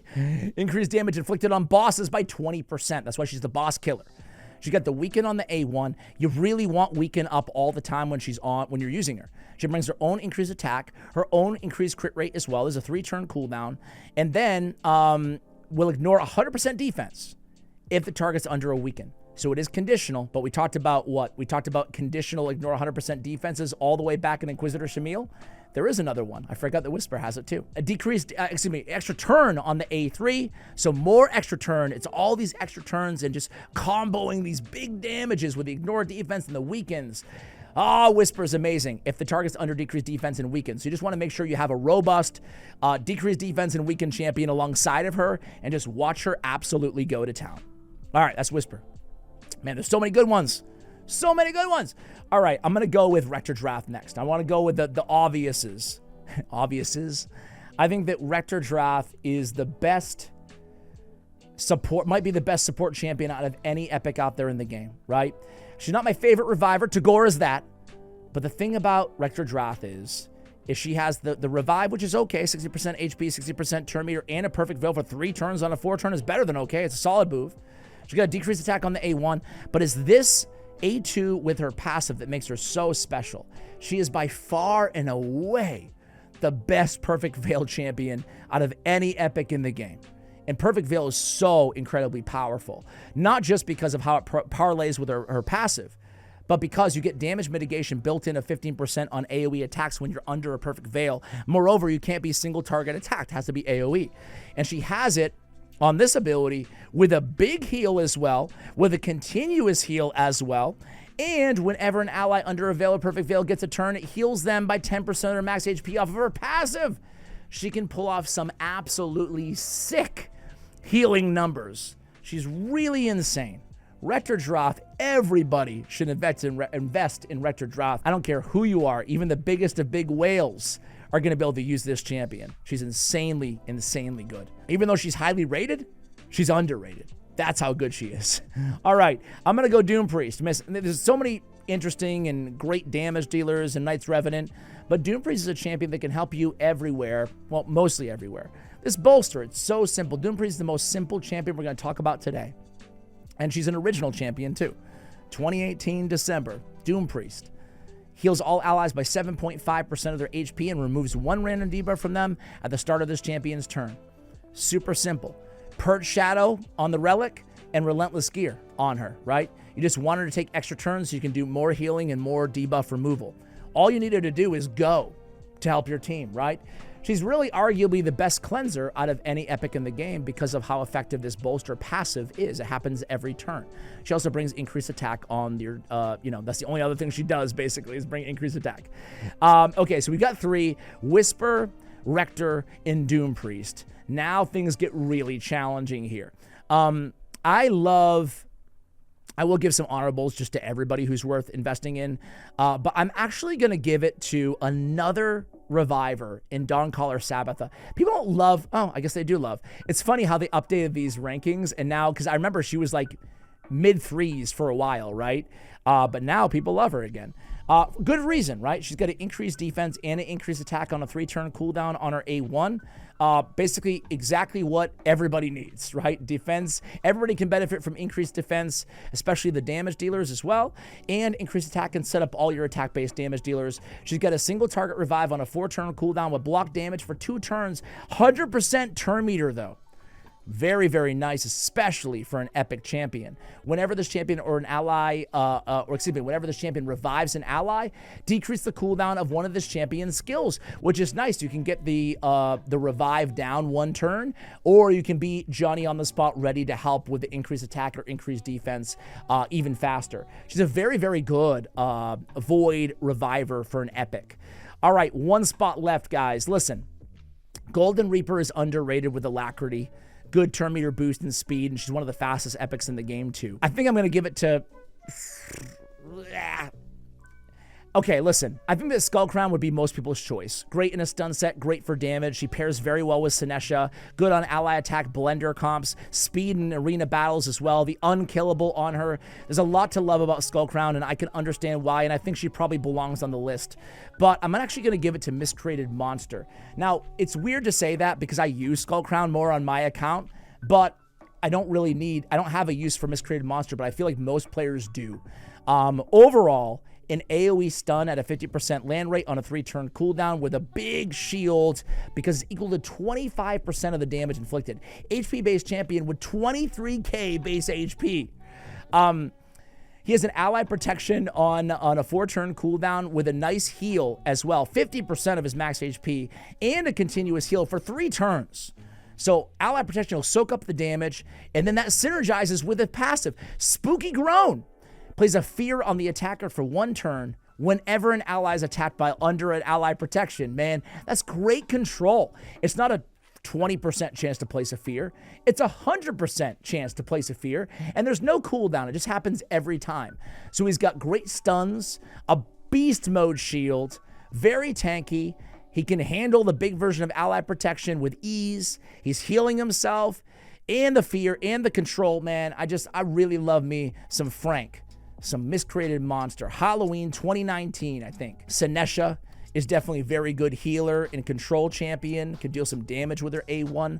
Thylesia is a good debuffer and a hex applier for your team. Other honorables here. I'm sure I'm probably going to forget like somebody here. But, you know, even Sepulchre Sentinel, I don't think she's aged that well, but block debuffs and increased defense for 2-turn duration with a cool passive on a 4-turn cooldown. A lot of options in Knight's Revenant. It's dwarf time, baby! Here we go. Listen, there's not that many dwarfs in the game, but some of the best epics in the game are dwarves. Let's start with the most obvious, Geomancer. An AoE on the A1, a great A2. We can remove all buffs from the enemy, then attacking them. We can steal them if they're under an HP burn. Why not? You're not really killing that often with this ability, but if you do, you reduce the cooldown of the A3, which is already a 3-turn cooldown. But the A3 is where things start to get special and magical when we talk about the Geomancer, right? Fully depletes the target's turn meter. Okay, that's a good start on a 3-turn cooldown, right? And then fills his champion's turn meter by the amount the target loses. Okay, that's great. And then we place a burn and a weaken for 3 turns. But of course, it all comes together with the Stone Guard passive. The Stone Guard passive is going to go ahead and decrease the damage all allies receive by 15%, but also deflects that damage right back to each enemy under a burn placed by this champion. What can I say? When he's attacked individually, deflects 30% of the damage. All you got to know about Geo is you apply the burn and you keep Geo alive, and you just sit back, relax, and wait for everybody to die, especially bosses. That's Geomancer. Geomancer is usually when there's a new boss added to the game, usually the first thing you can ask yourself is, maybe I should probably use Geomancer, right? And the answer is probably going to be yes, an emphatic yes. All right, Demitha. Yeah, Demitha. I mean, Demitha's a very, very good champion. I haven't given her full due in the past. I never hated on her, but like whenever I do like top 10 or top 30 or whatever the heck, I always get comments saying Demitha needs to be higher on my list, right? And I can understand that. She has block damage and a continuous heal for 2 turns on the continuous heal, but it's on a 3-turn cooldown. That's magical and very unique. She's the only epic certainly that has an ability like that. She also has an additional heal on the A2, as well as increased duration of all ally buffs, decreased duration of all ally debuffs, so a buff extension and a little mini cleanse as well on the A2. And then on the A1, sorry, the books are really lousy here, but we have each hit plays a shield for 2 turns equal to 10% of this champion's max HP on the ally with the lowest HP. So really, really solid there. We get the shield on whoever needs it the most as well. Again, a lot of books, but at least some of those books goes to the value of the shield, right? You get, what, 20% extra on that shield. So you put it all together, you're looking at a great overall support champion.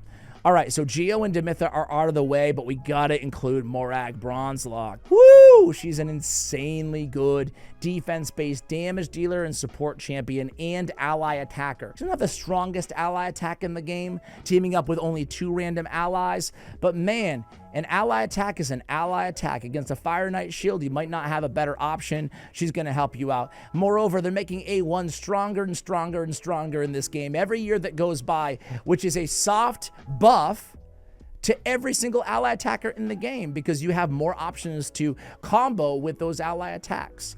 So very, very good A3. She's the only epic in the game to have the big version of Strengthen on a 3-turn cooldown.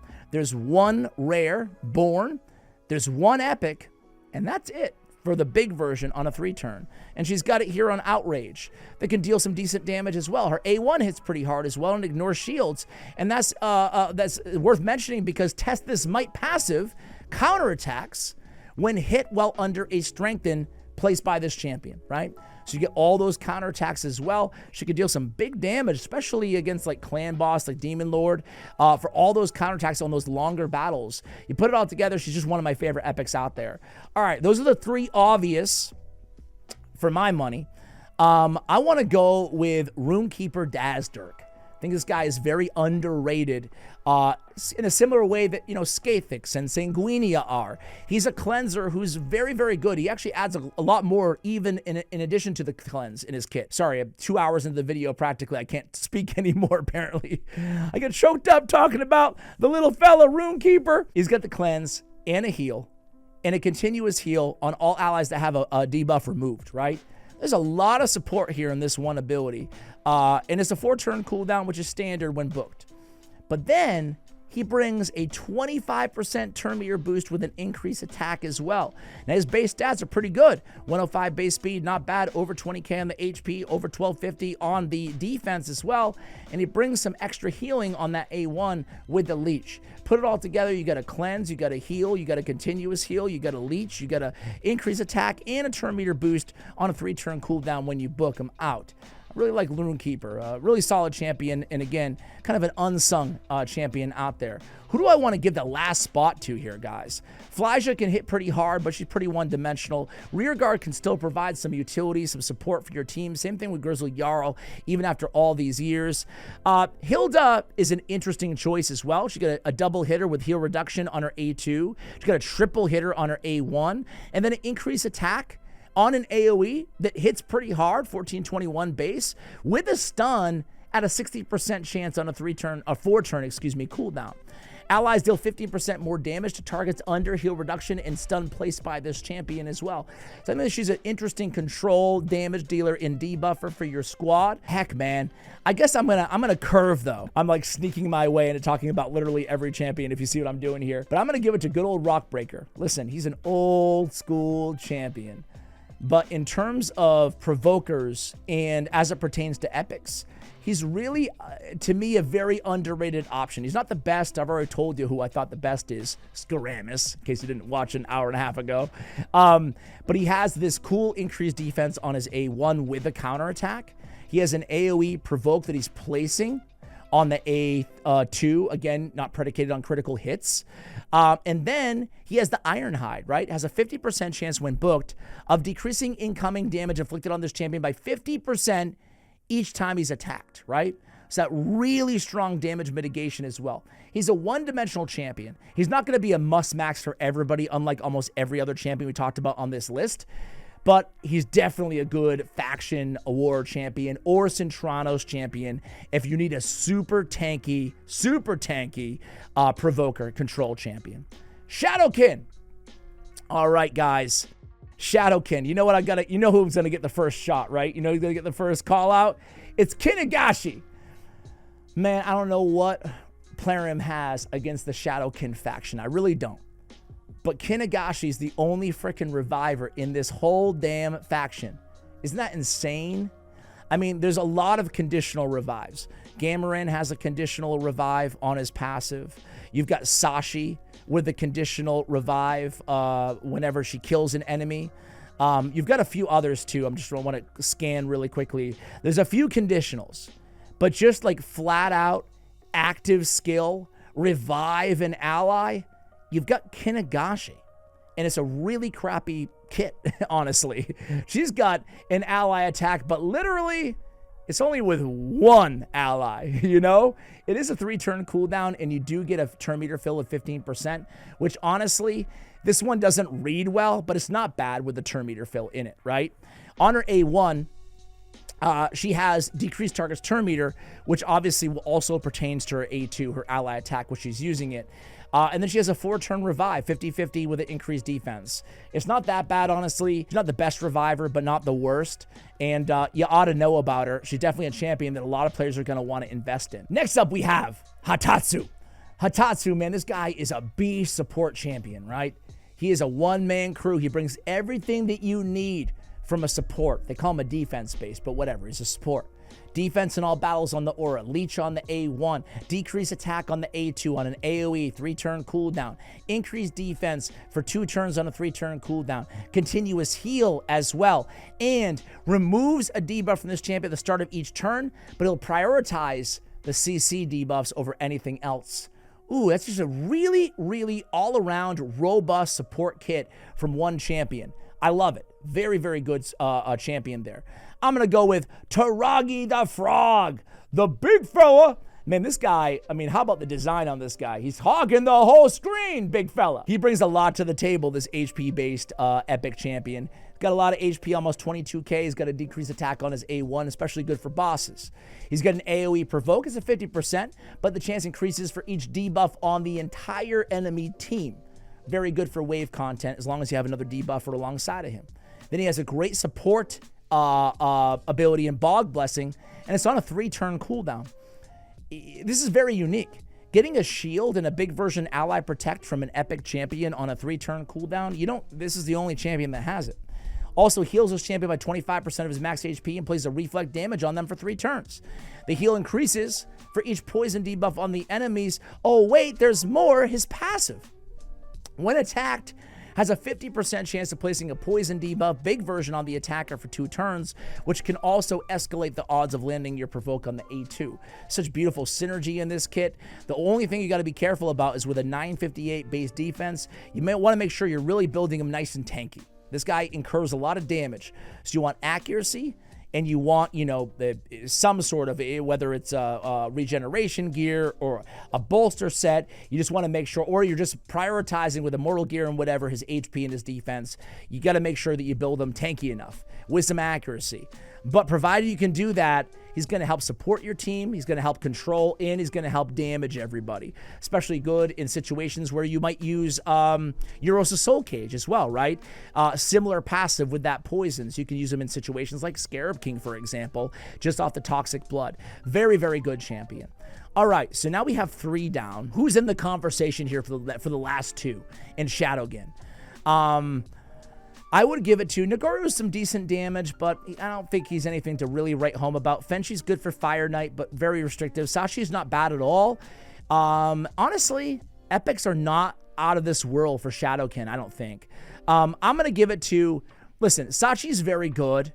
She's got a nice turn meter feel. I think that most players would just give it to Sashi here, but I'm actually going to give it to Taya, who is a Doom Tower normal champion. A lot of players sleep on Taya. I think she's actually pretty solid. She has a decreased accuracy on her A1. She has a triple hitter with 3 poisons, each hit 100% chance when booked on a 3-turn cooldown. Really good for dragon, single target damage. But what makes her so good, and the reason I'm putting her on this list, is this Blood Boil ability, her A3. Now, it's only single target, but here's the good part.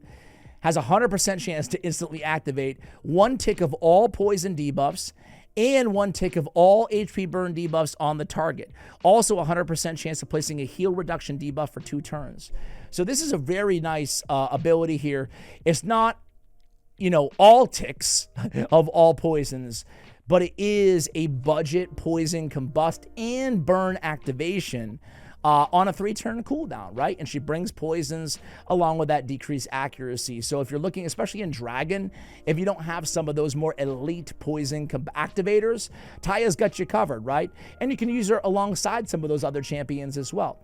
And then last, I'm gonna give it to Genbo. Some people love Genbo, some people hate Genbo.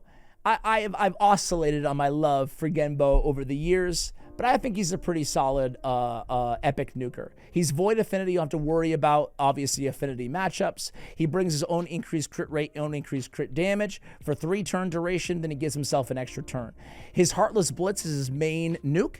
It's an AoE, but what I really love about it is it does good damage. It's not the hardest hitting nuke out there, but it has a 100% chance of decreasing the duration of all buffs by 1 turn, and it can't be resisted as long as he gets a critical hit, right?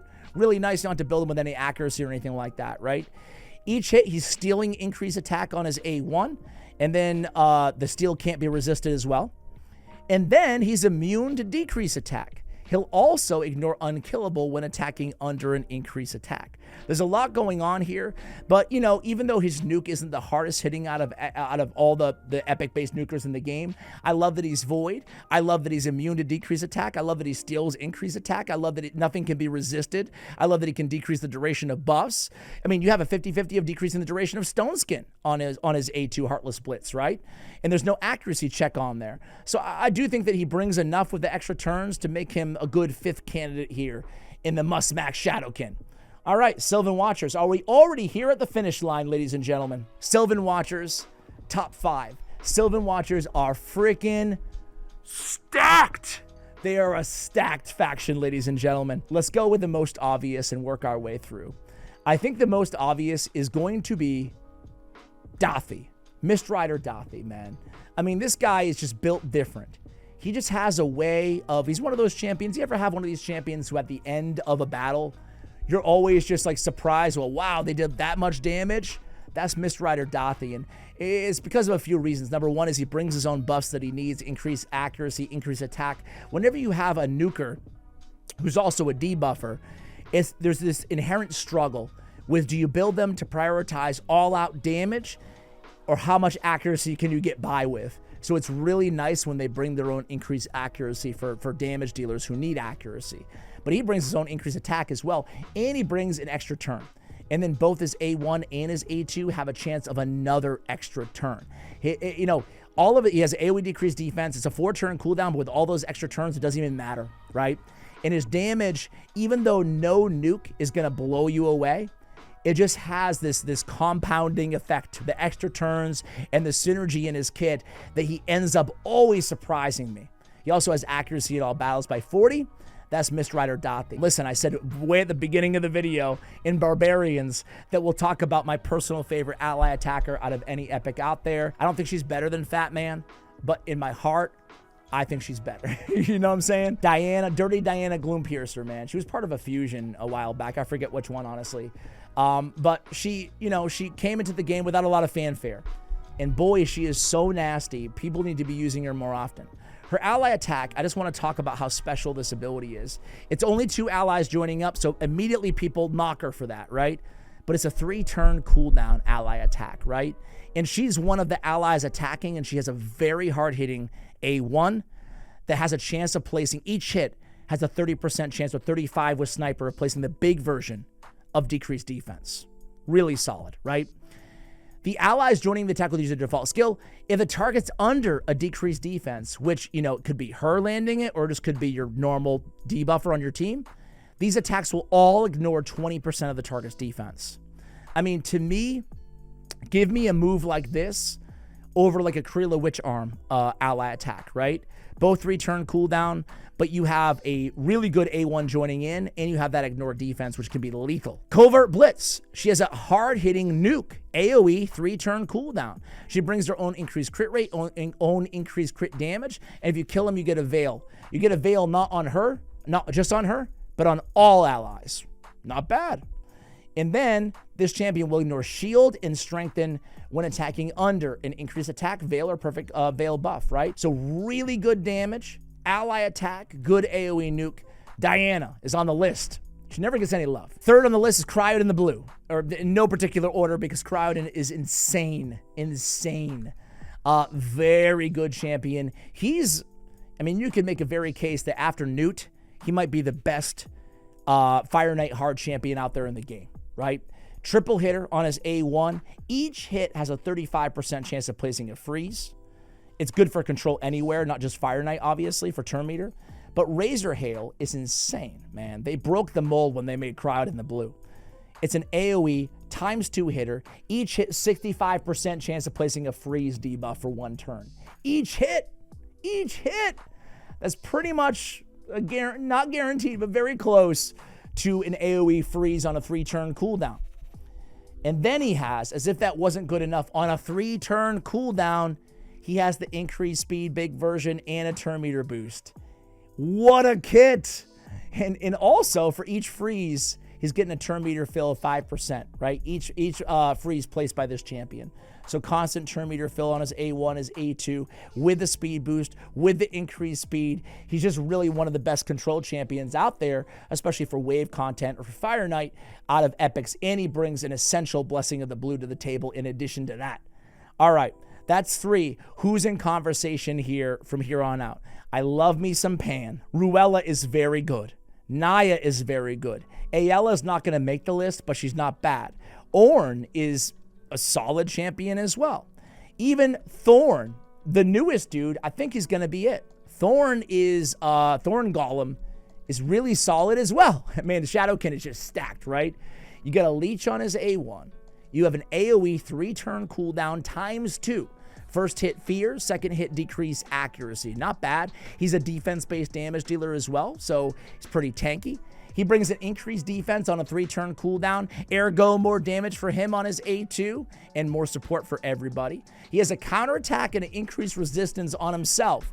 Counterattacks go towards more leech and more damage on the A1. Before this champion uses a skill to deal damage, heals this champion. The value of the heal is proportional to this champion's defense.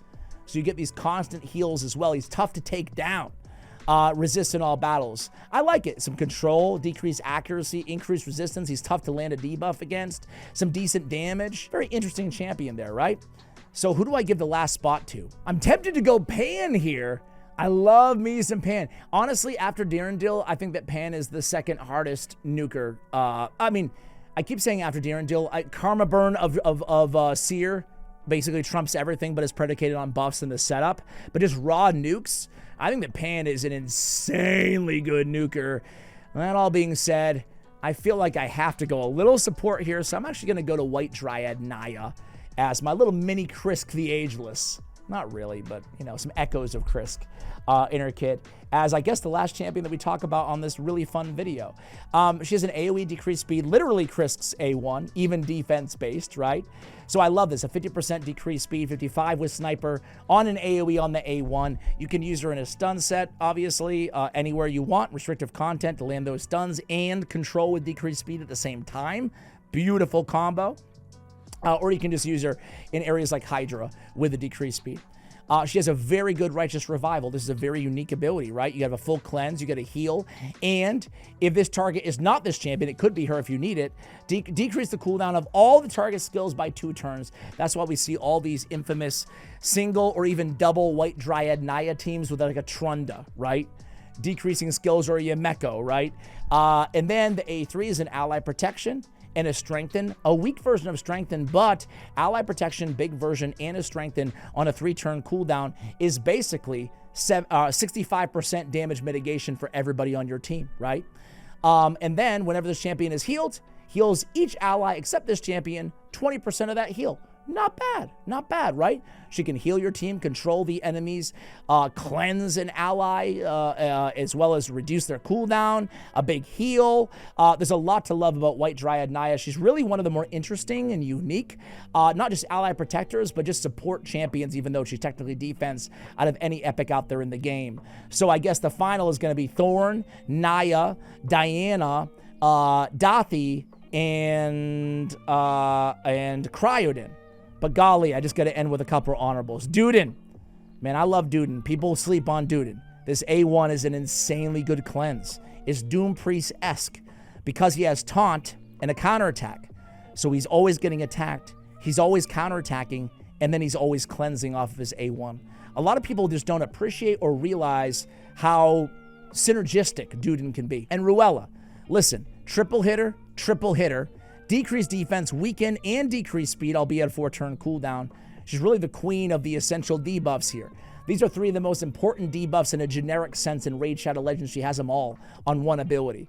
And then she has Turn Meter Fill with an increased crit rate. So easily, I could have picked Ornn, or Ruella, or Duden, or any of the champions that I mentioned here to be, you know, over Thorn or somebody like that. It just depends on what you need. TLDR, Sylvan Watchers are freaking stacked in terms of their champion selection. So guys, let me know, first of all, I do want to genuinely, I feel like every content creator or YouTuber can be like, thank you for watching till the end. But I really want to thank anybody who made it all the way through this video. It does support me. I like to throw in the longer content from time to time, as I said at the top of this video, because I like longer form content. But I think it's good for the channel. I usually upload around like 20-minute give or take videos. But I think it's nice to have this long content just to serve each sort of like watching or listening style. So I do want to thank whoever you are for making it all the way till the end of the video. I guess you could do that corny thing and let me know you did in the comments below, and I would appreciate it and heart it and whatnot. But anyway, we'll end it there, guys. It's been long enough. Thank you also to my editor, Osama, for putting up with a 2-hour video. Much love, guys, and as always, take care.